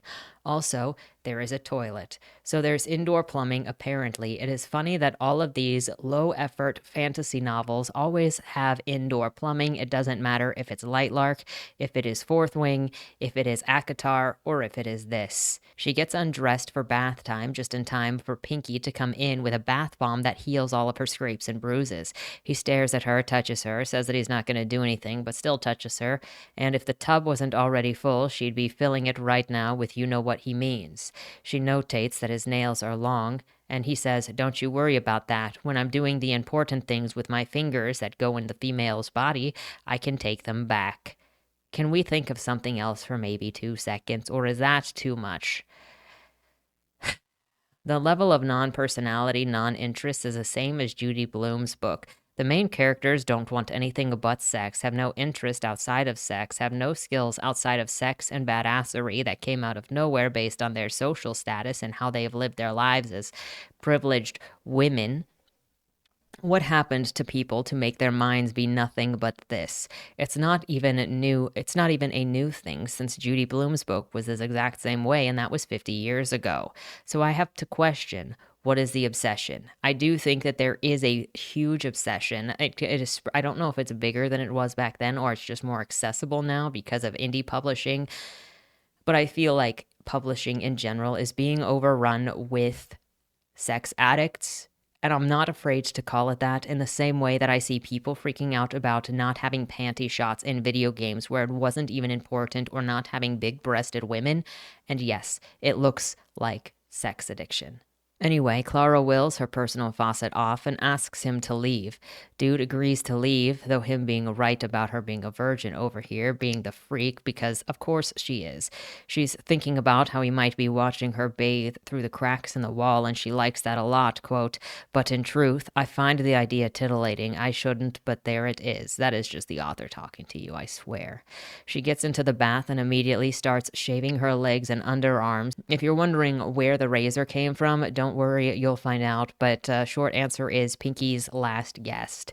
Snake rats sneak into the Snaky rats, I'm assuming like white ferrets because that's cool and upper class, sneak into the room out of nowhere, startling her and making her cut her breasts with the freaking razor. I don't know how that happened. Pinkie Pie comes in because the woman had screamed, and he informs Clara that, oh, those aren't rats, those are just my pets, weasel cats, and they love hot water and steam. Maybe you should have said something. Maybe you shouldn't have allowed them to run into the room. Maybe generally a warning should have been better, but he was obviously looking for another reason to go in and see her, especially once she was already naked. He collects the weasel rats and sticks around and asks to see Clara's nude body to make sure that it is healing. Sure, that's the reason why. He examines it, which makes this clearly look like he is finding a way in and disarming her to get her into sexual actions. This is the abuse of your host position, sir. The excuse for the razor comes. He says that Fae don't have body hair. Fae like him don't have body hair. Just the hair on the head, which, just so perfect, so he doesn't need to shave. But his last guest brought the razor because she was a Fendire, a very hairy type of Fae. She doesn't cut her hair with magic, apparently, or with a knife. Who manufactures Fae razors? Is it Faylette? Clara can't help but be thirsty, even with all of the mist in the air, and Pinky doesn't have anything to do. Quote, he reaches into the water, right between my legs, and plucks the razor from the bottom of the tub. He doesn't touch me, yet my inner thigh and my entire sex come alive with a tremulous sensation at the mere proximity of his hand. She's about to overfill the bathtub with more liquid than it can hold, if you know what I mean. His gaze lingers unspeakably on the delicate folds between my thighs. He takes his time, admiring every contour of my body, from my legs to my flat stomach, then my ribs and my chest. I would like to bring attention to the phrase, conscious of slickness between my folds under the water. Your entire body is wet because it is submerged. This author doesn't think through some of her descriptions. That includes, actually, I'm pretty sure that there is a line that's later that says someone's heart is wet for somebody else. That's not love, BT dubs. I'm going to call you out on it. I don't think this author understands what love is based on this book, and it is quite insulting to call it love. So Pinky checks her out and makes sure that the cuts are healed, though it also just an excuse to touch her and make her feel hot. It is a seduction tactic. It is a molestation tactic. We also saw Michael do it to Catherine in Judy Blume's book. He tells her that her room is down the hall, and she begs him to stay just in case there is another incident, and she is like, oh my gosh, this lusty stuff isn't like me, but we are both seducing each other, so it is probably fine. He grabs her, holds her against him, and shows her her own body in the mirror, and shows her the perfect body, including her, quote, darkly wet hair. I would like a description of what that is supposed to mean. Are you actually just meaning wet, dark hair? Because what is darkly wet? The dirty talk in this cringe as he molests her, quote, look at this little swollen bud, he murmurs, patting it with his fingertips. These wet lips, so beautifully soaked, I'll make you come so sweetly for me, darling. Clara's confused. She says she thought he'd want Louisa, who is better than her, and he is like, meh, you are more interesting. Actually, it's just because I know that you're a freak because you're sexually repressed. And maybe this is a secret many of you have heard, but you can be interested in someone without Now, I would like to take a pause here because she is more interesting than her sister, which is why he is interested in her. I would like to share this little tidbit with any erotica writers, any romance writers listening to this. You can show interest in somebody without insulting any other potentials. I am very tired of that trope. While it can be justified in stories just basically doing it because as a throwout, because for some reason the only way you can say the girl that you're interested in is good is because everybody else is shit, doesn't bode well. He fingers her while she thinks about how Louisa is the conversationalist and she is but a meek, boring painter. Quote, "Move your thighs apart a bit wider, darling, so that I can see that sweet, wet pussy of yours," says the fairy. "Such a tender little mortal, so sensitive. I have a gift for you before you come on my fingers. Are you ready? I suspect the gift is his cock, and yes, I am desperately, helplessly ready. But when I nod, he says, I have a rule that if I see someone naked twice, I must give them my true name. It keeps me from forming otherwise unwise attachments with anyone that I don't trust, and I have seen you naked twice tonight, so I think that it is only fair that I tell you my name. You won't scream it tonight, but I hope to hear it one day when I taste that melted sugar between your legs. Do you feel how slick you are, Clara? You are so close to coming for me. See how flushed your body is, your breasts, your pussy, your neck, your cheeks. I tell you my name if you come for me, you adorable, lickable creature. Come for me, come." None of this makes any sense. You see somebody naked twice and you have to tell them your name so that you don't make pointless relationships when you are the one that forced yourself to see her naked twice, not in a natural way either. Seeing someone naked twice when you make the exception to peep on people isn't doing what you think it's doing or what you're claiming it's doing. It's yet another lie, which means she should not trust you. Earlier, when you said the reason why you didn't trust the other guy is because they didn't know her name, now it just undermines everything that you do and say and says that everything you do and say is a manipulation tactic and a lie, which fine, you're a fae, maybe that's how it is, but you never suffer for it. I think this is supposed to be charming and flirty, but it's just stupid. After he tells Clara his name is Phineas, he assures her that he isn't going to pursue her sister, which, thank goodness, who would want her sister's sloppy seconds when it's gonna be like the choices. We could get into that. Also, they go to the bedroom afterwards, and her sister is taking up the entire bed that they're supposed to share since Louisa just kind of lays it out. So, Pinky offers Clara to sleep with him. He's got a huge bed because he's used to having multiple partners, but not anymore. He says that he rarely goes for that sort of entertainment, and he only does so with people he trusts. I wouldn't believe that since he gave Clara his name after knowing her for only a few hours, and he forced the issue. Everything seems fake. For a moment, Clara is offended, and then she decides that she's not. Quote, "That's what I am to him, entertainment. It should bother me, I suppose, but I'm actually relieved. I don't want him staking some sort of dramatic fake claim on me." So then just don't say something. He says Louisa is trying to entrap the prince, but that's not going to work. He says that Louisa is trying to entrap the prince, but that's not going to work. So it's funny that he will trust this girl, but not trust her sister. And he is recognizing that Louisa is mistreating the prince, but it won't stop anything, and Clara doesn't even care that Louisa is mistreating the king, won't talk to her. Clara determines that she'll talk to her sister tomorrow because she doesn't want her sister to be miserable. She gets deliciously comfortable in a bed that smells like vanilla and cinnamon, and asks what she should paint for the pink hair. He's like, meh, whatever you want, I don't care, I got what I wanted, and that just proves that he didn't care earlier when he made that deal. He was like, I just have to get her to spend time around me and then I can take advantage of her. Louisa wakes up the next morning and is surprised to find the bed is empty of Clara, despite how she flails in her sleep. I don't know, maybe most people would choose the floor over being smacked in the face by a sleeping gremlin. Instead of getting dressed, she just wraps herself in a blanket to drag it around and explore the castle because she doesn't care about flashing people. Just FYI, it is still a sex crime to flash people, even if you are a woman. She finds Clara in Phineas's room against him, and this is where we learn that Clara is actually the older sister, who's usually protective of the younger sister. We haven't seen this yet, and I haven't gotten that sense at all. And just that she is cautious, but not that she is protective and responsible. She also was the stupid one that stepped off of the path by herself to go and drink the sugar water instead of protecting her sister or being cautious at all. So, like, this is where it doesn't work. This is where the narrative continues to lie to you. And yes, when the narrative tells you something and you don't see it in the characters, it's because the author is not a good writer and they are lying to you and just saying, just believe me, bro. But I do not trust you. And this is a problem with a lot of what I read, is that I do not trust the narrative, and I know other people turn off their brain and do just trust what they're told. And so if you trust what you're told, you're going to get a different story than somebody who looks at this and sees that what I'm being told is a lie based on the behaviors. Louisa also says that she is responsible, cautious, and protective just before flicking the fairy warrior in the face while he is sleeping. That doesn't seem like a good idea when we are told that he is dangerous, that he is murderous, that this is not a good thing to do. But again, the books cannot be consistent. You would not flick a bear in the face. And so when you do something like this, you prove that there are no stakes, there is no danger. So anything that happens is just going to be the author's fetish. Faye grabs a knife in response, sees her, and then is whatever.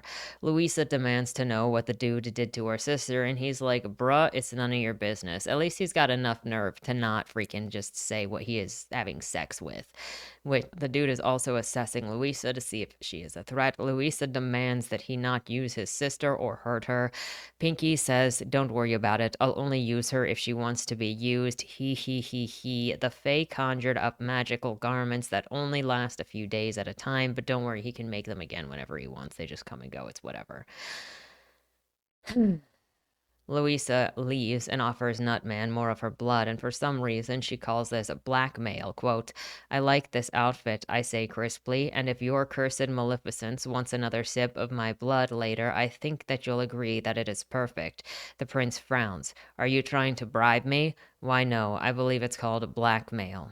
That's not blackmail. That is definitely a bribe. And I wish the people with enough gall and self-confidence to ask other people to pay for their work like this would learn how to actually use words instead of throwing things at a wall.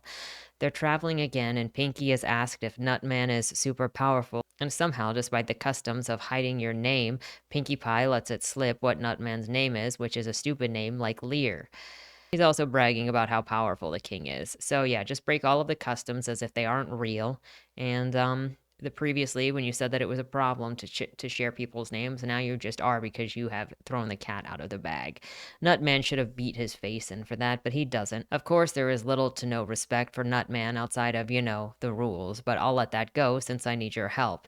So is there a danger to letting people know your names, or isn't there? Because the whole thing is just, the Nutman is like, I would punish you, but I need your help. No, you just need the help of the two women that you're with, because Nutman, because Pinky isn't going to do freaking anything. Maybe there should have been some sort of stakes in this period, or maybe, a threat to handle it privately. I don't know. Tie Pinky to a pole and beat him, or better be something down the line that says that shows why the name is guarded, but we never get that. Just spoiler alert, we never get that. Nutman is showing off his abilities while cursing how slow humans are. Louisa apologizes passive-aggressively, and Nutman is offended that she is so lazy in her apology. Then that turns into an insult of her saying he knows nothing about humans and him saying she knows nothing about Fae. Are Fae supposed to be common knowledge in her world? If not, why would you expect them to know anything about Fae? There's no sense of anything of what normalcy is in this world because the author knew she didn't have to try. They continue bickering until Pinky tries to solve it with sweets. However, they keep going, and Louisa throws everything that she has done in Nutman's face. Look, you're not a good person if you get into a tiff and you use, I am a good person, think of all the things I've done for you as an argument. They agree that they are going to go and have to hide Nutman's identity as they try to procure enemies, so it'll take about 2 weeks to get to the castle at the human's pace. Why don't the Fae just pick the girls up and fly there, because obviously that's something they can do. They walk through the woods, hear tree heartbeats. Pinky talks about having sex with the dryads and how great it is because they have 2 vaginas and 3 or 4 breasts. Louisa asks without any pause, do they come at the same time? And the dude is like, yes, they do, and it's fun to watch because I love seeing ladies gush. This book is trying so hard to make these guys both sexual and special. Nutman apparently doesn't like sex, and Pinky is also like he's a weirdo, falls for all of the Fae sex, especially orgies, like all of the time. However, once you get to enough of them, then they're boring. So he is super sexually experienced and likes to have all of the sex, and it's so great, and he appreciates it, but he also has to make sure that Clara feels special. It's just a lie. Hearing the prince isn't all into sex, Louisa immediately fixates on how she wants to have sex with him. As they approach the first tavern, Pinky also informs the girls that humans in this realm smell like food and sex, and more to the other creatures here. Maybe say that sooner. Also, what does more mean? Also, why was there nothing that carried them to the freaking castle that they were sleeping in?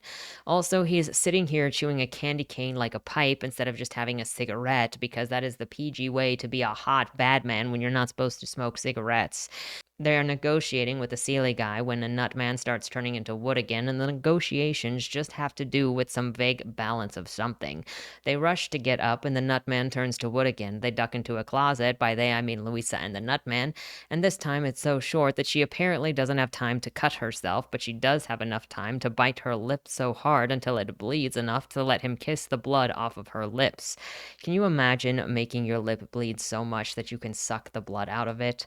She decides that it's too hard to cut her arm in the dark. Instead, it's just the porn logic, because she wants him to bite her neck, because you can never get away from vampires, and King Faye is obviously a vampire. Quote, savoring the swollen bit of my wounded lip, I let my hips sway against his, and just as I suspected, there's another kind of hardness poking against the fabric of his cloak, his uniform, jacket, his pants. He must have very fine equipment for it to make that much of impression through all those layers. How do you not feel any shame writing this and putting your face on it? I don't know. Even more shame you should feel for allowing Louisa to take advantage of the nutman's vulnerability and just to grope him and put your hand down his pants to draw his genitals out of his pants while he is in a weakened state. Quote, such a nice cock, I murmur. It's so happy to see me. You should let it out to play more often. He doesn't answer, only releases a shuddering breath. My clit is so tingly right now, I whisper, and my pussy is so wet. I want to slide this hard cock between my pussy lips, deep into my body. I want to suck it all the way into my tight hole. Filthy mortal, he gasps. Stop it, please. I pause, unsure if he means it. He pushes me back. It's not a violent shove, merely a decisive one. There is a rustle of fabric. He is probably putting his dick away. I don't have sex with the dirty-mouthed human sluts. His tone is harsh, a blow in the dark. I only sleep with people that I care about, and you will never be one of those people. Can we just take a moment here and say that he said stop it and she said I don't know what that means? She is a sex offender. Confirmed. He storms out and Louisa drops to the floor, upset because she has just been left blue-balled trying to rape a man. Good. You deserve it. He said that he was reserved on that sex, then you immediately tried to prey on him when you had a weakened moment together and he was vulnerable. You specifically looked for the weakened moment to try to take advantage of him and seduce him. You're a problem. I cannot believe people unironically write this stuff and think that it's great and don't recognize that they are sexually abusing the partners in the story, especially when it comes to male partnerships. Because a guy gets hard does not mean that he wants it, just as the way a girl gets wet doesn't mean that she wants it. There have been so many different arguments over the years that said if you didn't want to be raped, if you didn't want to have the sex, then you wouldn't have gotten it. I watched a documentary recently that was from Rotten Mango about the rape of this girl in South Korea, where the judge actually said, you can't thread a moving needle. So the fact that she was raped by like 14 people meant that she wanted it, because if she didn't want it, they couldn't have gotten her. Because it's just that simple. Or, many other cases where they say, well, your body creates lubricant if you want it. So obviously, if you are wet, then you want it. No, that's not how it works. And women have a tendency to ignore that just because a man is hard, it doesn't mean that he wants you. And they try to take advantage of it, and they rape men in that way. Moving on, end of my soapbox there. Skip forward, they have left the meeting now as they made their deal at the tavern, and Clara is painting something for Pinky. Louisa and Pinky bother her to see if she has eaten or drank anything, because when she starts painting, she stops eating and taking care of herself. She says that she is fine, and they're like, no, you need to go and eat something, at least to drink some water. Clara is worried about Louisa because she is looking sorrowful and dejected. She better be looking that way, because she should be ashamed of herself for what she did. But is she going to feel bad?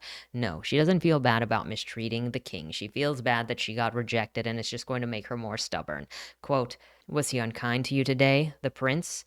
I tried to seduce him again. He rejected me. Why does he keep rejecting me? Perhaps he is simply uninterested in sex. Can he even interact that way with the curse in effect? Oh, he could, and he wants me. There was ample proof of that.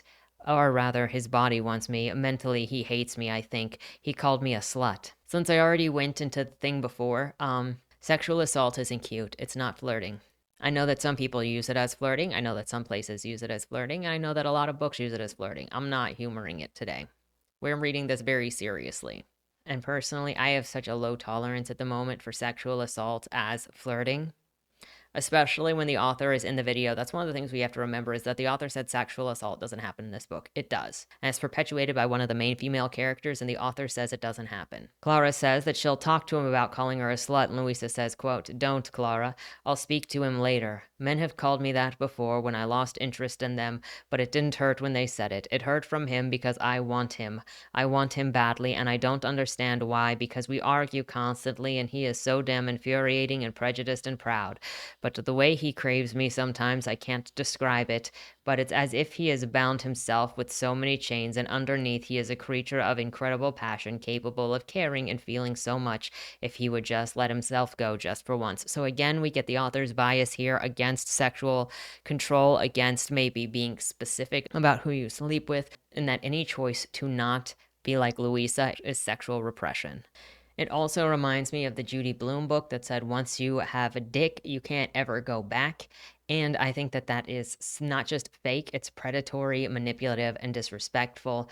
Her obsession also comes in part because she was actually turned down. She can't take no for an answer. And if you flipped this and had the man not taking no for an answer, it would not be as acceptable as flirting. This is also something that it would make it a dark romance, in my opinion, because it turns into a stalker romance, because that is what she is doing. She is coercing him, she is stalking him, and she is not taking no for an answer.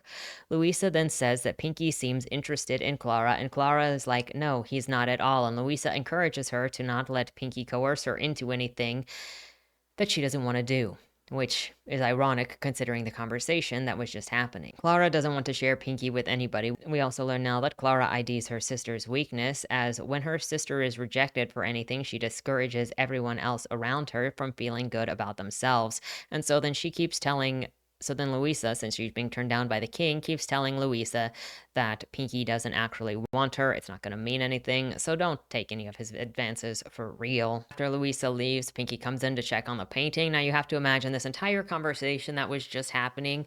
Louisa saw what the painting was, and this is what the painting is. Quote, "It's me, my face and shoulders crafted with creamy hues of rose and peach and milky white, all of the colors of my skin in the painting. I'm flushed and dewy, my brown eyes glossy and dilated, my hair is damp auburn, curls around my cheeks and temples, my shoulders are lifted, my collarbone sharply delineated, my neck arched. It's me as I looked in the mirror last night when I came on his fingers."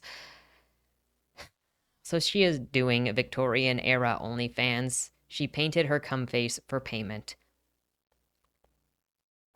Did she make that face in the mirror as she was painting it? Did she have to look at herself doing it again and again and again to get the thing right?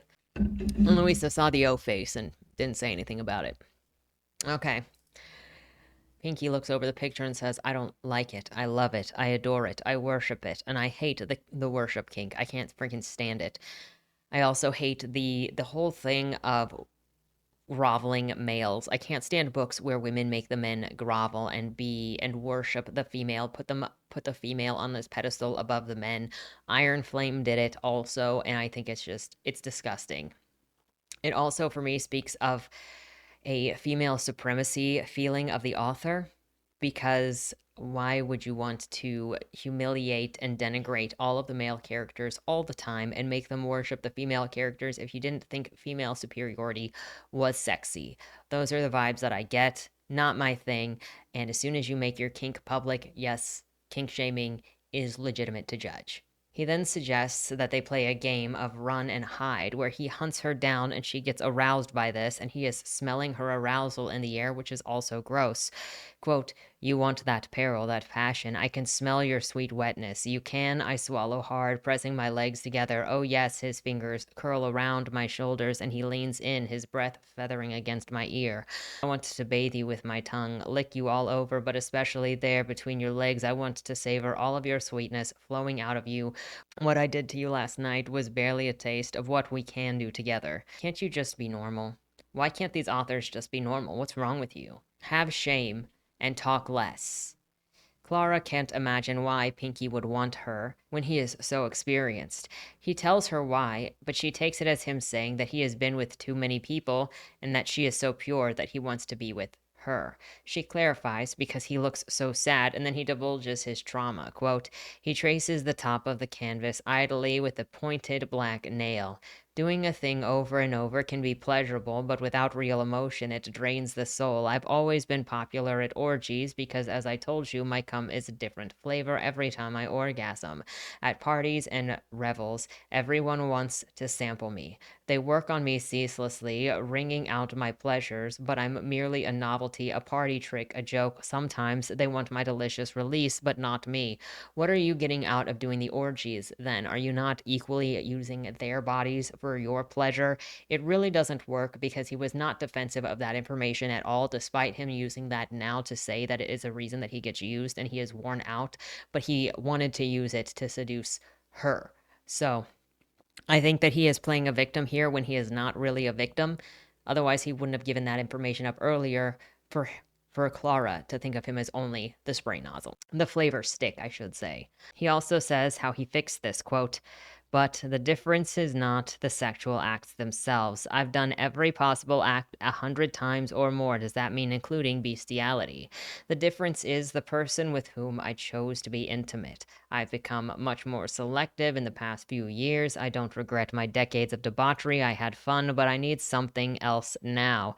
I need to connect with someone first before I fuck them. Much as I tease my cousin for his near celibacy, I do respect his choice. There is wisdom in it, taking care to save your keenest moments of pleasure to share with a being who sparks more than a passing lust. And you, darling, have charmed and intrigued me since the moment I first saw you. It's your scent, your skill, your spirit, all of that, and something else. Damned if I know exactly what it is. It's still lust. It's still lust. He doesn't know what it is. It is lust. He knew from the moment he saw her because it's lust. He is lusting after her. He is lying to her. He may be lying to himself because no one in this book knows what that is. Also, none of them can stand anybody being celibate. Quote, you have depths no one has explored yet, he whispers.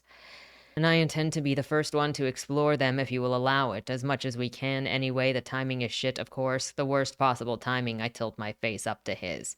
The dialogue is so bad, and I forgot what the plot was, which was we are trying to save the kingdom from being taken over by the Rat King, who is already pretty much in charge. But yeah, let's just fuck in a cabin in the woods. They start making out, and he stops them so that he can tell her that she needs to eat, drink, and pee. Not joking. Quote, have you even paused to piss? I wince. Once, I think. Come with me. He takes my hand and hurries me along into the hall to a small washroom. Relieve yourself. Now. It's strange to me that the Fays have these bodily needs too. I muse, stepping inside, surveying the washstand and the toilet. Do your business. He gives me a stern look. Somehow, he looks even more handsome with that. So we get another kink from the author here where it almost feels like a little girl one. It has obviously more of the submissive dominance because the piss play is part of this. The telling her when to pee is part of this. And that's a sub-dom subcategory. He taunts her that he will watch if she doesn't close the door and get to it. She forces him out into the hallway. When she's done peeing and she opens the door, he tells her that he heard her and that she had a lot of urine in her bodily parts and how amazing it was, how much urine she could hold. Then he takes her to come and eat, and he makes her sit on him while she eats, and she is grinding against him. And you have this edging, riding, and rubbing against the entire time that she is eating as he commands her to. He slowly makes her clothes disappear because they're made of magic, so he can just imagine them away. And then he is having sex with her while she is eating. Quote, he clasps one cheek of my bottom, easing himself slowly out of me. Fuck, sugar, I can see my cum inside of you. My pussy spasms a little at the comment as my name on his lips. It's oozing out of you, Clara, he said quietly. Would you like to taste it? I inhale, ready to say no, but I want to. I want everything. He's literally swiping up a dollop out of her nut bowl, just so you know. It does use the term dollop, and it does basically whoosh, and then whoosh. In case you were wondering, it tastes like the vanilla, cinnamon, and brandy. This is a different way to say do a dollop of daisy. Going back to Louisa, she is hanging out waiting for Clara to be done with her painting, fidgeting because she has nothing to do, and I don't even know why the frick this painting matters when they're supposed to be saving the kingdom, but whatever. Eventually, Louisa is dancing wildly to music. Oh, Pinky Nutman is annoyed because Louisa won't sit down. I don't know why he doesn't have better things to do. Just go sit in your room. Pinky gives her this aphrodisiac candy. Again, I don't know why the king doesn't stop him from doing that, especially when Pinky earlier said, hey, you shouldn't do that. So I guess now we're just doing that and it doesn't freaking matter. Louisa starts dancing, stripping off all of her clothing, and the two men also dance with her. Eventually, they leave and she is alone in the room by herself and she is aroused. So obviously, the candy was an aphrodisiac. I don't know what the point was for Pinky to give her that candy when she is just hanging out and they were just dancing, but whatever. When she is left alone, she starts masturbating in the middle of the room, spreading her legs as wide as possible as she sits on the table because exhibitionism is super exciting to her. Quote, my breath catches and I freeze while my pussy flutters with delight. Her pussy is about to fly out the window from how much it's fluttering. She notices Nutman in the door. She digs deep into her body's own crevice, hunting for dignity. She spreads herself wider to put on a show and sexually harass him with more of her cat because not only did he tell her no, he's there, he called her a slut, so she's going to get back at him by being extra slutty. Quote, I hate you, he whispers. Maybe the words should upset me, but there's an agonizing rasp in his voice. A violent desire that he's barely restraining. So I consider those 3 words a victory, vengeance for the way that he has treated me today. He might hate me, but he couldn't resist watching me just now, and that gives me all the power that I crave and the peace that I need to sleep soundly tonight. She's just such a bad person. Quote, however irritating he may be, I have to admit that his force of will is incredible. I'm not sure how any unattached, femme-attracted male would be able to resist the juicy pussy that I just showed off to him. She then goes off to her room and goes to bed, thinking about how much she trusts these fae with her entire life. I can't remember what it is making me think of that. It must... Was that some... That was something in Akatar, wasn't it? Because I remember it questioning that too. I'm like, why do you trust these guys? You don't know these people. They wake up in the middle of the night and the house is under attack by rats. They flee. Pinky stays behind to fight the swarm of rats. Maybe you shouldn't have stayed there, especially when the entire kingdom is smelling the pussy juices that you're just leaking out in every piece of furniture in the room. There is also a random megalodon of rats, a ratodon, as some might say, that ate half of the house. Where this ratodon came from, I don't freaking know, but it is big enough to eat the house.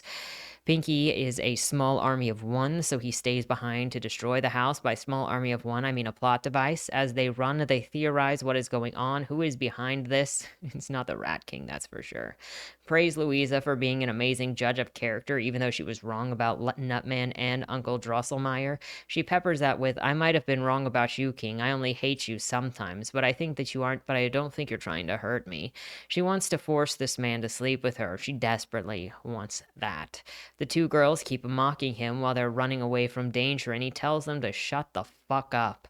Nutman is also kind enough to let them break like humans need a break when necessary, but eventually they get away and Pinky catches up and he is fine, having survived everything. Louisa was right about who betrayed them, saying that it was this chick that was at that tavern forever ago that wasn't really their friend and had just pretended to be their friend. I don't know. Nobody needed to be betrayed. You tell me that these people have smelly pussies and everybody is coming to their pussies because they smell like food and sex and more. I don't think it has to be so complicated as being a betrayal. So they're all traveling, and Clara doesn't want Louisa or the Nut King's relationship of fighting and blood-sucking. The Fae obviously say that humans are their slaves, and Pinky misses touching Clara as they travel. Clara, being the freak that she is, and of course she's the freaking artsy one as well, offers that they should go play the hunting game in the forest where she runs around and he finds her and ravages her by force. Totally appropriate for a time in which they're trying to get to the Rat King before he takes over, and his rat creatures are prowling everywhere looking for them, and she smells whatever, so they disappear into the woods because no stakes, don't worry. Anything that happens is only because the author willed it to happen. I know that might not make sense to some people, but some stories actually happen because character takes action and there's no control of the environment, and so then the things in the environment cause consequences to the character being approached. Anyway, After the two of them disappear, Louisa is being drunk dry by the Nut King because he is getting addicted to her blood. You thought that you could escape vampires? Never. Now you are going to be cursed with noticing them in everything that you read because they never actually go away. They just shapeshift and slip into the next book. Every book that you have ever read since Anne Rice is actually a vampire book, and who would have thought that that is how they live on? She says that she hasn't asked for anyone to help her or said anything yet because she suicidally demands to be desired. Like, this has to do with her blood being drank so much that she thinks she might die, but she's not going to ask for help because she needs to be desired, and this is the only way that the king is desiring her. So she's helping him only because he is hot and feeds her ego, not actually to help him, and that is exactly what she says. More compliments follow. Quote, yes, well, the prince clears his throat. You are both resourceful, brave, and intelligent. You can leave your guardian and make your life on your own. Ingenuity, bravery, and intelligence should be enough, yes, but in our world it isn't. Connections, luck, and smart marriages are these things women of our class can only hope for, at least in our district. If we go back, I'll have to grovel before Drosselmeyer and then marry whomever he approves of as quickly as possible. Only then will I have some level of financial independence, unless my husband refuses to let me control my own money. If I am able to, I'll give Clara what she needs to begin her own life as a painter in the city where people will appreciate her talent. And what will you do? Why doesn't she just go to wherever she can appreciate her own money if she's going to send Clara off to appreciate whatever her freedom? Me, I suppose that I'll cheat on my husband, probably once a day. I laugh, but it's hollow. The joke isn't a joke, it's my future reality. Sex has always been an escape for me, especially when it's forbidden. That naughty thrill and the excitement of the seduction game is all that I will have left once I marry. I'll enjoy it until I'm too old to attract fine gentlemen and pretty ladies anymore. Or die of an STD. Why would a guy like this, who wants monogamy, who wants somebody special, ever have an attraction to somebody like her? She knows that he is special with his sex. And she's like, yeah, I just want to sleep with anything that moves, honestly. I don't, and even if I get married, it's a lie. Everything I say is a lie. She's a predator. She sees people as objects to be used and to be thrown away when she is bored and done with them. And that is no different for how she will see the king as we get to the end of the book. Quote, my lungs and throat untightening, tears stinging my eyes. You keep doing this, reducing me to a slut, a whore, because that's what you've presented yourself to me. By word and deed, you've told me who you are. Own it or change it. There is no in between. You keep making me hate you, I whisper. That actually would have been a great character moment for Louisa to make a change, and the king is not actually incorrect here. All she presents herself up to this point and after this point and to the end of the book is a whore, is a user, is an abuser, and it could have been an eye-opening character moment for her, but instead the author doesn't take it there, doesn't take Louisa's character seriously, and doesn't take any of this with any level of seriousness or earnesty, as they are all just sex toys to schlick the wick. The book now can't help but delve into the dark hunting sex games and talking about snapping the girl's neck and choking her on his dick. The safe word is Drosselmeyer, and I'm again thinking about how many people are apparently thinking of their parents or relatives or guardians in sexual moments. It feels like Flowers in the Attic sure did a number on a generation of young readers when it comes to fetishizing incest. This is what happens when you don't have a plot and you're thoughtlessly horny for 300 pages, or in the case of this book, about 170. Quote, you'll find out soon enough, sweetness. His voice is nearly a snarl now. I think that you should start running because when I catch you, I am going to claw away everything that hides you from me, and I'm going to fuck every hole that you have until you scream for mercy. And I won't grant you the relief that you crave, and I will sink my teeth into your sweet pussy and drink you, devour you. I will savage those pretty breasts and thrust my cock down your throat until you choke. So run, little sweetheart, run. How many times can we hear this same phrase? The author was literally just copying and pasting garbage. Following this, Clara is thinking about how hot she is, but also how her safe word might not work because the dude might not actually stop once they get started. So she's worried about their sex game turning into legitimate rape if she says, hey, stop, and he doesn't stop. She is already anticipating it going from consensual non-con to straight up non-con. It's as she's being chased that she says, I made a mistake. Fae are powerful, and this one is super sketchy. Apparently, she has also fantasized about being chased around in the dark by monsters and raped, so Another thing here is the level of violence that makes me concerned for the readers in the same way that you'd be concerned by watching someone have more and more extreme stuff on their Pornhub. There is a lot of evidence that sex addiction gets you to do harder things in the same way that drug addiction gets you to do harder things. You always go for the more extreme sex, the more extreme and taboo stuff. And I see that happening as well in literature. If you want to argue with me on that, I don't really care. I have seen the evidence of it. But I'm not going to get in the way of anybody saying it. I am going to mention what I see, though, especially as it continues to get pushed in other genres. If you don't want it brought up, then stop putting porn in every genre. Thanks. He says it's consensual, then specifically says he shoves the dick in her mouth to taunt her about how she can't say the safe word. All of these books are vapid, violent, and destructive fantasies. They also don't know anything about doing gentle or loving sex because the sex always has to be carnal and violent, which again speaks for a certain mindset that is mildly worrying. And I had to ask as I was reading this, how does this vary from the way that a serial killer or a killer with some kind of journal might fantasize about destroying the target of his lust or anger? I recommend you to the book Killer Fiction, which has fiction written by an actual serial killer and also letters and mindsets, and it is the same thing. Call me whatever you want, and yes, I do think there is something wrong with you when this is your bread and butter and all that you read, and you have to read this, and you have to look for more extreme stuff. Now, if you don't want that said about you, then you don't have to put it in public, but I'm making a judgment on something public. It is what it is, and I get judged for my public statements all the time, so you know what? Fair is fair. Quote, I'm choking, squirming. If you have a different opinion, feel free. Here is an example. Quote, I'm choking, squirming, clawing at him, but he only laughs, pumping deep and slow. You can't say your special word now, can you? I almost bite him, just out of spite, but he withdraws before I can make up my mind to do it, and the mercy of his floods my heart with warmth. He didn't really bite my pussy or choke me for more than a second or two. Even though we're playing, he can't bear to do more than scratch me up a little bit. This monstrous side of him isn't entirely an act, but there is such a compassion to him even threaded through the savage game.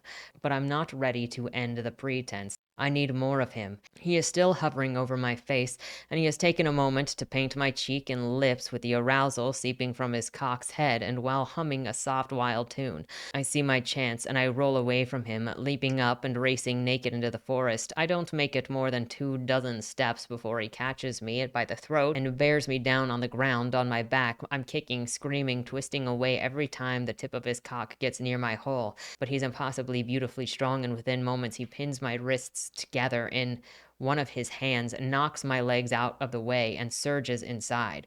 We both smudge with dirt, wet with melted snow, and smeared with traces of my blood. He has bruises on his jaw from where I kicked him, and he has never looked more glorious. The tiny lollipop earrings swinging the lobes of his pointed hair as he fucks me never takes his eyes off of mine. It's just romanticized sexual assault. That's what it is. And if that's your thing, well, we get to talk about it when it's put in public. The author is saying that it's not sexual assault, BT dubs. In her video to that other person, she never actually gets essayed. It still looks like sexual assault because you're kicking and screaming. He stopped her from saying her safe word. She feared that it would become non-consensual. He said that he couldn't stop it even if he wanted to at some point. I don't think that we need to get into an argument of rape or not rape, what non-con and con non-con look like, but I think that the author was out of line for trying to jump on that reviewer by saying she's never actually essayed or that essay isn't in this book. I think it's just stay out of it. If we're going to just talk about authors getting in reader spaces, readers are allowed to see this and go, and that's why I'm here today. Also, the nonsense that he's such a big monster, but oh no, he is also compassionate. Not that you can't do that, but no. This is trying to be the biggest badass monster scary guy, but also, oh my gosh, he is such a sweet soft boy, but also he is the most brutal monster. It doesn't work. Now she is strung up with more sex, and after being force-fed an aphrodisiac, she is fucked with a candy cane. They go back. Louisa bothers Clara about the sex that she has been having all of this time, saying that she is still celibate with the Nutman because he is not putting out and she is frustrated. She also tells Clara that Pinky didn't mean it when he said that she should stay with him, and he was also thinking with his dick because the blood was there and not back in his head yet. Because obviously, since Louisa is getting rejected, she has to tell Clara that everything Clara thinks is real is not real. They get into a fight because Louisa is obviously jealous and ruining everything, and Clara doesn't want to talk to her for days days, and then, while going to get water alone like an idiot, passes out while being abducted by some crotchless mantis greyhound plant thing. He's green. You know that he's not sexy because it specifically describes him as not having a dick, and everybody else it describes what their giant huge bulge looks like. Despite her being gone, her smell is not and her smell not being at the camp, nobody freaking notices that she's gone. Louisa gets super pissed that Clara is gone and starts yelling, and Nutman makes her stop because humans can't be intolerant, can't be like this around the Fae, otherwise it's going to look like Louisa is in charge of things, and she is still pissed when she is told to shut up, even if that is the rule that she needs to abide by. I don't know why she thinks that she's got any claim to him beyond she is an entitled, abusive bitch. Eventually, she does thank him for genuinely letting Pinky go to look for her sister, because Pinky was desperate to go look for her sister, so he was like, you know what, we can put this whole saving the kingdom thing on the back burner so you can go and save your treat, whatever it is. The Mercs are all mad because Pinky is gone and he was an important member of the team, and they can't possibly go and overthrow the Rat King without Pinky, so they are all going to leave. Because this book likes to racially profile these creatures, the reptile Fae guy calls Louisa a whore, and Nutman smashes that guy's face in for no reason other than stereotypical, I'm the only one that can call her a whore, you bitch. Yeah, there's not been anything that changes between them, it's just he's the only one that's allowed to say that. The king says that they can take their shit and they can leave, and it'll just be him and Louisa that go into to do the thing, because why did we even bother to gather troops together anyway when we knew that they would not be necessary? Now at the Rat King's palace, and because the story is written with a brainlet energy, Clara demands to know what is going on, and she says because the guy is a Fae, then he owes favors. Where did this rule come from? This was not there with Pinky earlier, and it was not there with Nutman either. But now apparently because this plant guy is a Fae, he has to tell her everything, and of course he tells her everything. Why the Rat King wants her, what all the evil plans are, and then he tells her to shut up, that he doesn't owe her anything. Upon meeting the Rat King, he is naked and has a terrifying bulge. Yes, it is described as a terrifying bulge. Not unlike Giant Impact, I'm sure, which means you know what he's for, unlike the plant thing that is a eunuch. Rat King is also made up of a bunch of small rats coming out in the form of a human. He eats the Racer who brought Clara to him. Racer is the name of the plant greyhound mantis thing, and announces that they are going to have an orgy tonight while having Clara taken away. She gets put in a cage thinking about how she might be raped at some time, and she calls for the Pinky's sweet savagery to save her from the real savagery.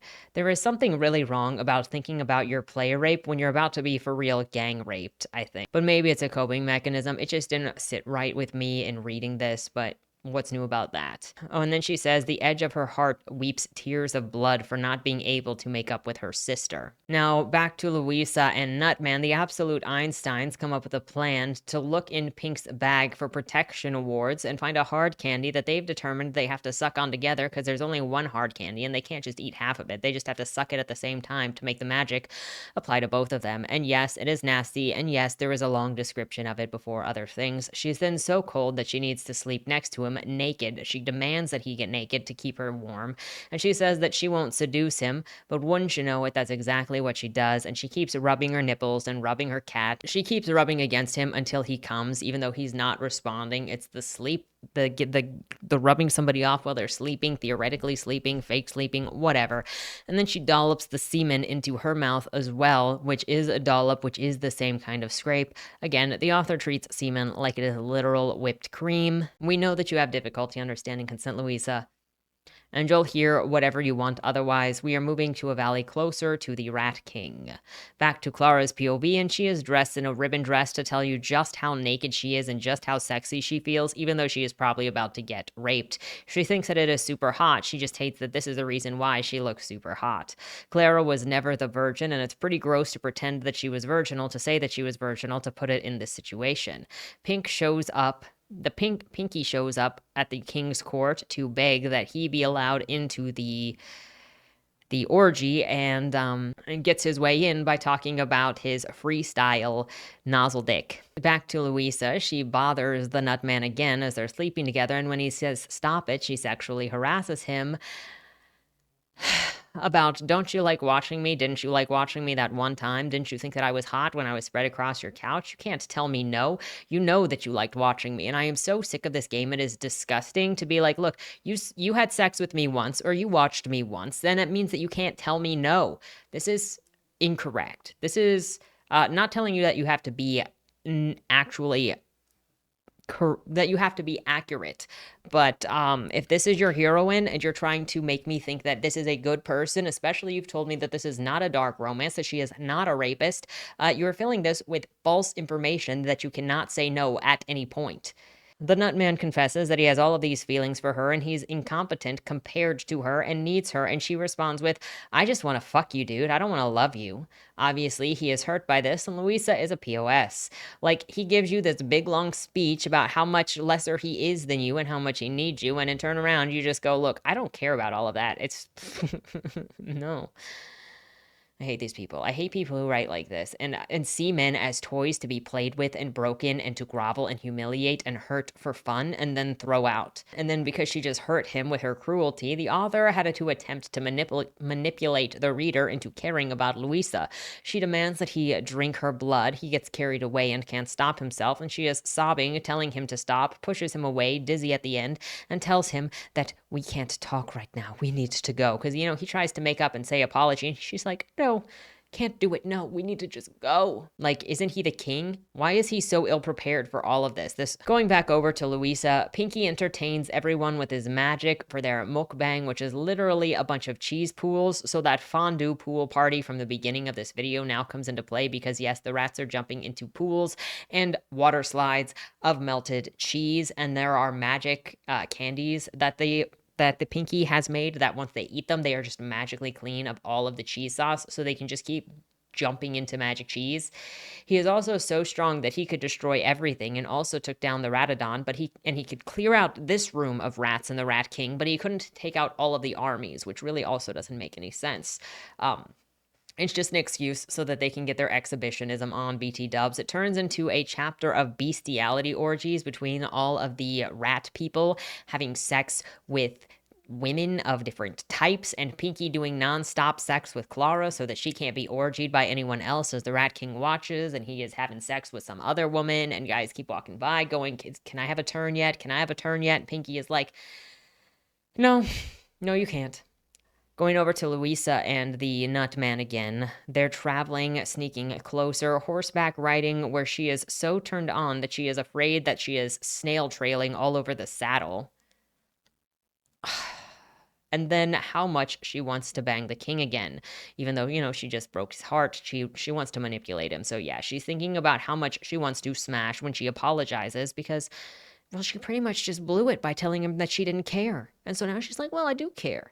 He still says, I love you, and he would like to make her queen. And as queen, they could travel the kingdom, sit at home, and throw parties. I guess that is the extent of what being a king is. Nothing else. If you look at her if you look at her acceptance of the king's proposal, even it is selfish. Quote, why am I holding myself back from this? I was going to marry anyone that I could find just so that I could get my hands on my inheritance. Yet when I am offered the passionate love of a beautiful man, a king, when I am staring at the chance for wealth and travel, beauty and variety, training and authority, I balk at it. Maybe because I fear that it can't be true. I've nearly allowed myself to dream so high, never expected much beyond a comfortable life with a foolish husband whom I'd cuckold frequently for fun. I think if I told Lear the kind of future I've envisioned for myself, he would frown and think that it was unworthy of me, because for his little mortal comments and his sneers about humans, I know that he respects me. He shows it by asking for my advice and following my plans, by protecting me, and by arguing with me like an equal. He sees more in me than I've ever seen in myself, a queen, a captain, a wife that would cherish for decades, maybe longer, his chosen. So she has to go through all of this stuff to be like, wait, he sees me as somebody worthy of something when he literally just asked you to be both his wife and his captain of his army. Also, he already knows what she had planned because she previously told him how she was going to get married and cuck her husband and just keep having sex until the day that she died of STDs.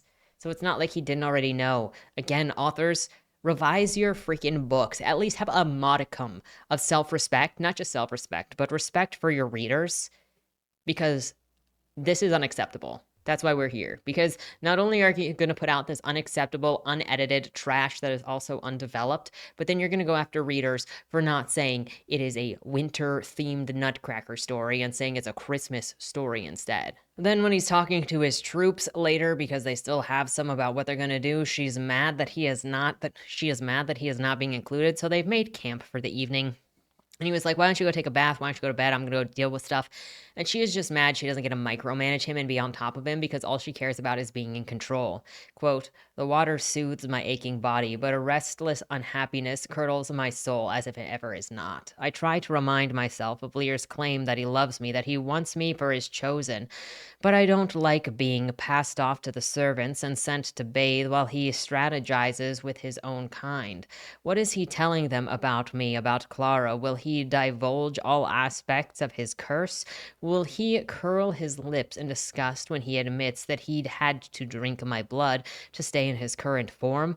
I don't like being parted from him. It was rude and unkind of him to leave me alone when this isn't even my world. When I don't know any of these people, how long will it take him to finish with them and come back to me?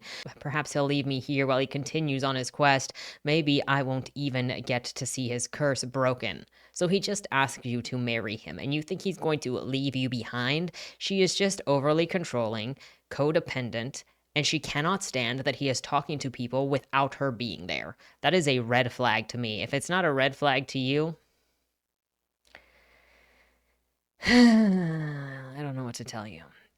She's given her own tent and can't help but worry that he's going to cheat on her immediately after accepting his proposal, and knowing that he is both careful about sex, specific about sex, and said that she is his chosen one. After she spends a bunch of this time internally freaking herself out about him cheating and not wanting anything to do with her, he comes to check on how she is doing after her bath when she's just chilling and saying that he wanted to make sure that she was all right. And she goes, quote, do I toss the dagger aside from a rise from the bed. Do I seem agitated after you left me with a stranger in the middle of a war camp? After I was put in this tent alone and you told me to go to bed with no news of you and your plans? Why should I be agitated after that? Who told you to go to bed? His eyebrow raised. It was implied, I say haughtily, by the presence of the bed. I point at it.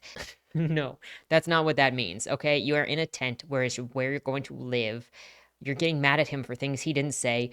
You're a nut job. Of course, we already knew that. His frown deepens. You were tired. You said that you craved a hot bath, a hot meal, and a warm bed, so I provided those things, and of course you're not pleased. I thought that you could use some time alone away from me, since you obviously do not wish to be mine, and of course that consideration displeased you as well. So he's doing everything he can, and she is not happy.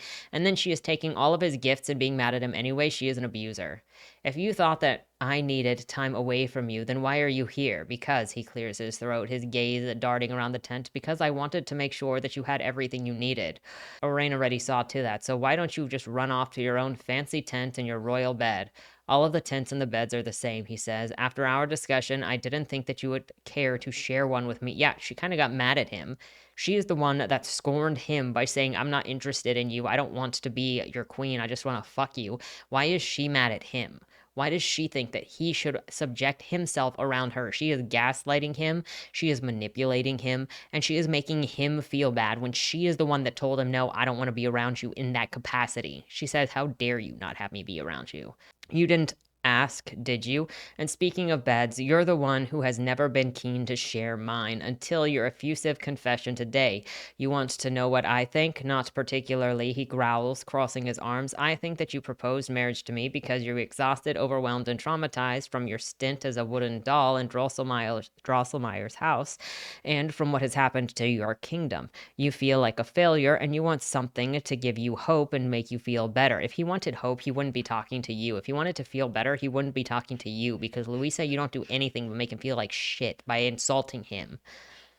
He's glaring at me, the tips of his ears flush red. Is that so? You showed me your weakness today, and I comforted you. So you decided that you wanted someone to pet your hair. You want someone around you who will be strong when you are weak, and that's the only reason that you confessed your love. Louisa, you only want somebody around that you can fuck until you're tired of fucking people. Shut up. Stop acting like you're on a high horse. His lips curl. So I am careless, apathetic male who abandoned you tonight, a weak weak coward who only craves your strength. I am so confused. I am a confused, traumatized victim and a pompous king who doesn't deign to share space with you. The writing is so bad that she is dragging him now, the writing of this is so bad and so forced that she is dragging him when she didn't care before, and she's not grateful for him for taking care of her. She can't even say thank you for him considering her needs. She just goes, it wasn't good enough. It wasn't everything that I wanted. I was mad at you before, and so you gave me space, and the space pissed me off because you should be subjecting yourself to me constantly insulting you because look, you came to check on me to make sure I was fine, and I just insulted you more. Eventually, she decides that marrying him will free her from her cage that she lives in. I'm not sure what cage that is. She's been a bossy bitch this whole time, but whatever. All goes her way, and we're not going to acknowledge her sexual harassment or assault or abuse of this damaged man.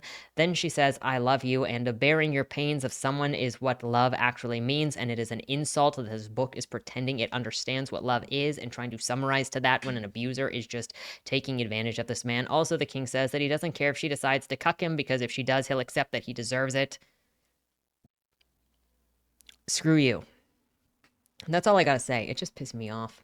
Of course, after that, they have sex, but what's it matter? But you also might want to get this checked out. Quote, when I looked down at where we were joined, I feel as if my pussy should be glowing. It feels incandescent, pulsing with a building heat, a crescendo of maddening pleasure. Louisa, he whispers, and my pussy flutters. It's about to fly away again. That's it, I murmur to him. Good boy, cry for me, just like that. She is also thinking about how she can't remember what any other dick feels like in that moment. It's bad. She has fucked so hard that she flies out of her body and she is excited to be married and use him as the best dildo that she has ever had. And that is legitimately it. I'm just going to skip through these last couple of chapters because I've already spent more time on this book than I actually need to spend. So they're still having sex at the party. When they try to finally escape, they run into some other servant of the Rat King who knows what's going on. They get captured. They get put into a cell where they are just put in the cell together for no reason whatsoever. They're not even tied up because while they're in the same cell, they're also having sex while the Rat King is preparing a banquet in which he is going to have sex with Clara on the table before killing Pinkie Pie. Well, they're going to have Pinkie Pie's semen as a dessert, and then he will kill Pinkie Pie, and then he will sell off the human girl because whatever, she has a delicious pussy, I don't know. And as they are sitting there at the table waiting to use the Cinnabon hose, Clara is being told that she is about to get raped, and she is also like, bruh, I am so hungry that I will literally suck that man's dick so that I can eat some food. Like, the amount of sexual threat in this book and in this moment just tells you how much of a kink that it is because the author has to keep reminding you because it is feeling like it is their thing. Drosselmeyer randomly shows up to help fight the Fae, and this is where it gets really, really like extra stupid. I know it's been stupid the whole time, but we have this smorgasbord of just like random stuff going on where there are rat mobs that are attacking, and then Pinkie flies out of the place with Clara on his back, and then they fight the rats, but he is so weak that he can't actually fight all of the rats, and so he magically makes this piece of cloth that becomes a whip that Clara kicks the asses of all of the rats that are chasing them, and so then she defeats the army, and he is like, you were so amazing, oh my gosh, I can't believe you defeated all of the rats and you saved us. But that was only some of the rats, because then we switch over to the freaking Nutman who dips himself into the unending pool and breaks the curse and turns into a dragon, because not only is he a vampire, he is also a dragon. Let's thrust all of that together. And then he defeats people, but he doesn't defeat people all on his own because he obviously needs Louisa to help him defeat the evils of everything. And then after you get Rat King is defeated, you get to the guy making her his queen, and you actually get her being upset that she asked Nutman to show mercy to the Rat King because Louisa's a bitch. Quote, the Rat King is gone and his armies are decimated, he says. Let the unseelie deal with their own if they see how they see fit. Phineas tells me not everyone in the court of dead wanted this war. Most are pleased with their own land and don't care to conquer others. We should not punish them for the deeds of their ruler and his followers. It's a new attitude for him, less prejudiced, more accepting. Even though I voiced those same thoughts to him days ago, I find myself not entirely pleased to see his newfound mercy in practice. So she asked him to do this, and again, she is not happy that he is doing it. So there is no pleasing this woman. She is going to just be abusive. If somebody doesn't respect you outside of a relationship, they are not going to respect you in a relationship. This is the worst ending that there is. Louisa needed to die. The last thing that she says is, quote, "And through all of it, we get to have sex. Sex whenever we want, any place we like, as many times as we want, in any form that we should choose, and I can't imagine ever wanting or needing anyone else besides him," because she's just gonna have him transform. One of the first things she asked him when she saw that he could transform was asked if he could be a giant and like if he could make rivers of cum from being a giant. And she was already imagining the bestiality sex that she could have with his dragon self. So all of those others I seduced and kissed and fucked, they each had a taste of what I wanted: freedom, pleasure, love, and power. But if they were a taste, Lear is the meal, satisfying all by himself, exactly the person I need. There's nothing good about this character. She's just a piece of trash. The final chapter is them getting situated in Feyland. Clara gets a candy paint shop that her and Pinky are opening together. Clara assures her sister that her wickedness, saying that Louisa's wickedness will actually help the Fae. So is she saying that Louisa is actually more wicked than the Fae when the Fae were supposed to actually be wicked? Everybody is perfect, the ending is Kino, and everyone will be great. Then you get this cringe quote, "And we are not afraid because a love so imperfectly perfect is all of the magic that we need to dispel fear." I freaking hate the dumpster fire, cringy trash garbage that is trying to put opposites together like imperfectly flawless. Because it's someone trying too hard. That's all that it is. Okay, that's the end of the book, by the way. So we're just going to get into final comments so that we can get this over with. And there are a lot of comments, but I'm going to try to keep it fast. Number one, vulgarity in this, it actually made me think of Jenna Moressi's work with The Savior's Champion or Meg Latour. I think I said that earlier. And trying to be more adult by saying pussy cock, but swearing it's not something that makes you sound more mature. And when you make all of your characters use it, it makes all of your characters sound the same. None of these characters had individual voices. None of them sounded like they were from the Victorian era, period. And this is an issue that I keep finding with authors between the ages of 18 and 35. The word fuck isn't appropriate for a historical setting. You're a bad writer if you just throw the word around without thinking. It's fucking terrifying. That just makes your stuff sound contemporary. Get out. This author doesn't seem to understand what love is to a disturbing degree. The characters throw love back and forth, but it's just not there. It's just kinky, horny, self-insert sex that has men as dildos, and they like to slurp flavored semen out of their own vaginas. Having people be rude to each other for no reason and not compromise is not enemies to lovers. It's weak, aggressive, and lacks chemistry. You need to give reasons for why characters care about one another, even when they are aggressive, but these books never do. Next, zero world building. Everything here is Fey this, Fey rat, Fey moth, Fey Sealy, Fey reptile, Fey juices. See, there is no culture involved. There is no rules involved. We never got any reason for really why they don't tell each other their names, because I don't believe what Phineas said. Phineas didn't follow through, and Phineas also added the king's name, which would probably be the worst thing that you could actually do. On the topic of how I found this book and why we're talking about it, the author's marketing worked, which was attacking somebody, and they didn't get the review they wanted. Look, you don't have to agree with the things that people say about your book, but it's not misinformation. It's somebody saying their opinions. And I really don't appreciate authors getting into readers' spaces to try and dogpile on their platforms on the readers. While indie publishing has many benefits, one of the downfalls is the influx of people publishing fanfic, pornography, and first draft garbage or gig work or generative AI because they see this as a side gig to make extra money. People who don't understand or care about the art form or the business side of it think that you can just puff stuff out and pump it and dump it in order to make money, and clearly this author is fairly successful. Plenty successful, really. According to the numbers on the author's page, they're doing very well for themselves. But then that's also turned into weaponization of the platforms. Indie authors who go after readers for not saying what they want them to say. I've had it happen more than once. I hate characters who are stupid that it makes no sense. I don't like that this book actually has ideas that are great for characters and an idea that is great for for development, but it obviously didn't have the care or the awareness of what it was doing, as it just defaulted into porn, and nothing that you do in porn can actually be wrong. The only sense of anything that we get is that women don't have rights and the way that they dress, but everything else is just a kinky setup.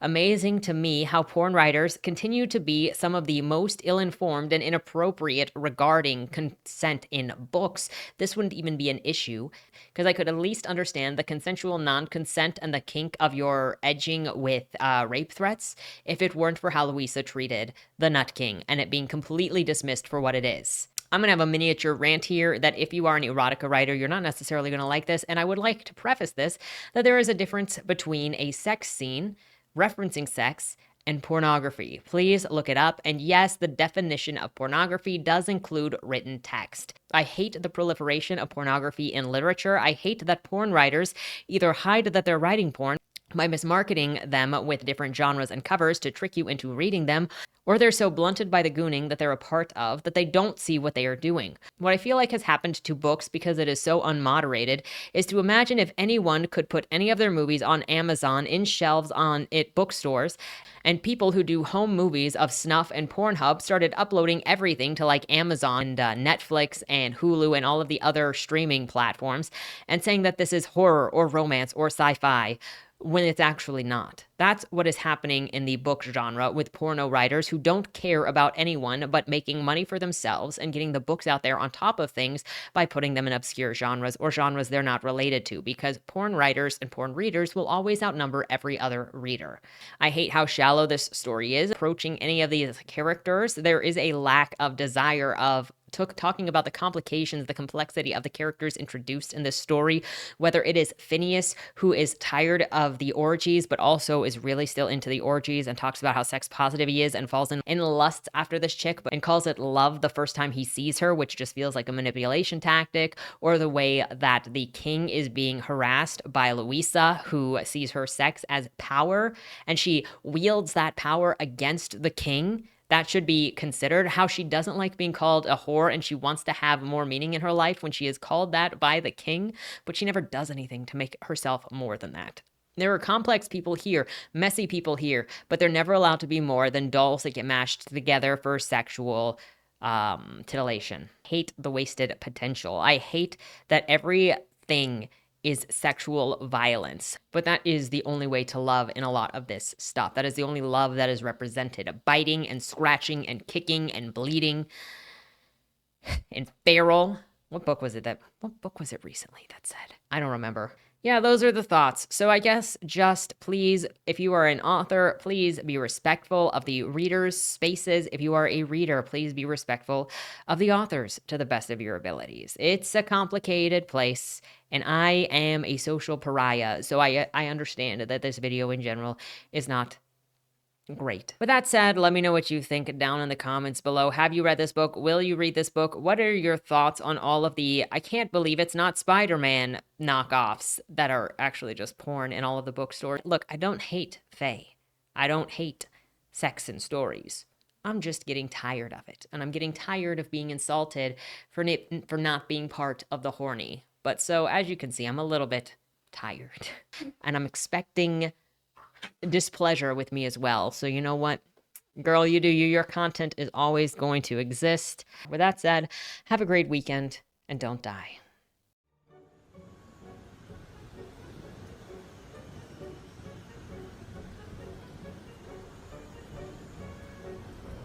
The only people who should come are those who want to meet their monsters. If this is what Agatha wants, I don't know how we can even dispute it. I change lives, baby. And I end them. Sweetheart, no bargains hold. Only fools know restraint. Only losers lose! I've been under the knife so many times, I'm practically immune to it. If your scissors are dull, may I recommend sharpening them with leather? I think I hit you. Mima says I must have a guardian angel. To enter the ring but abstain from playing is suicidal. Your virtue makes you nothing but a liability. You're gonna die. You're gonna die. You're gonna die.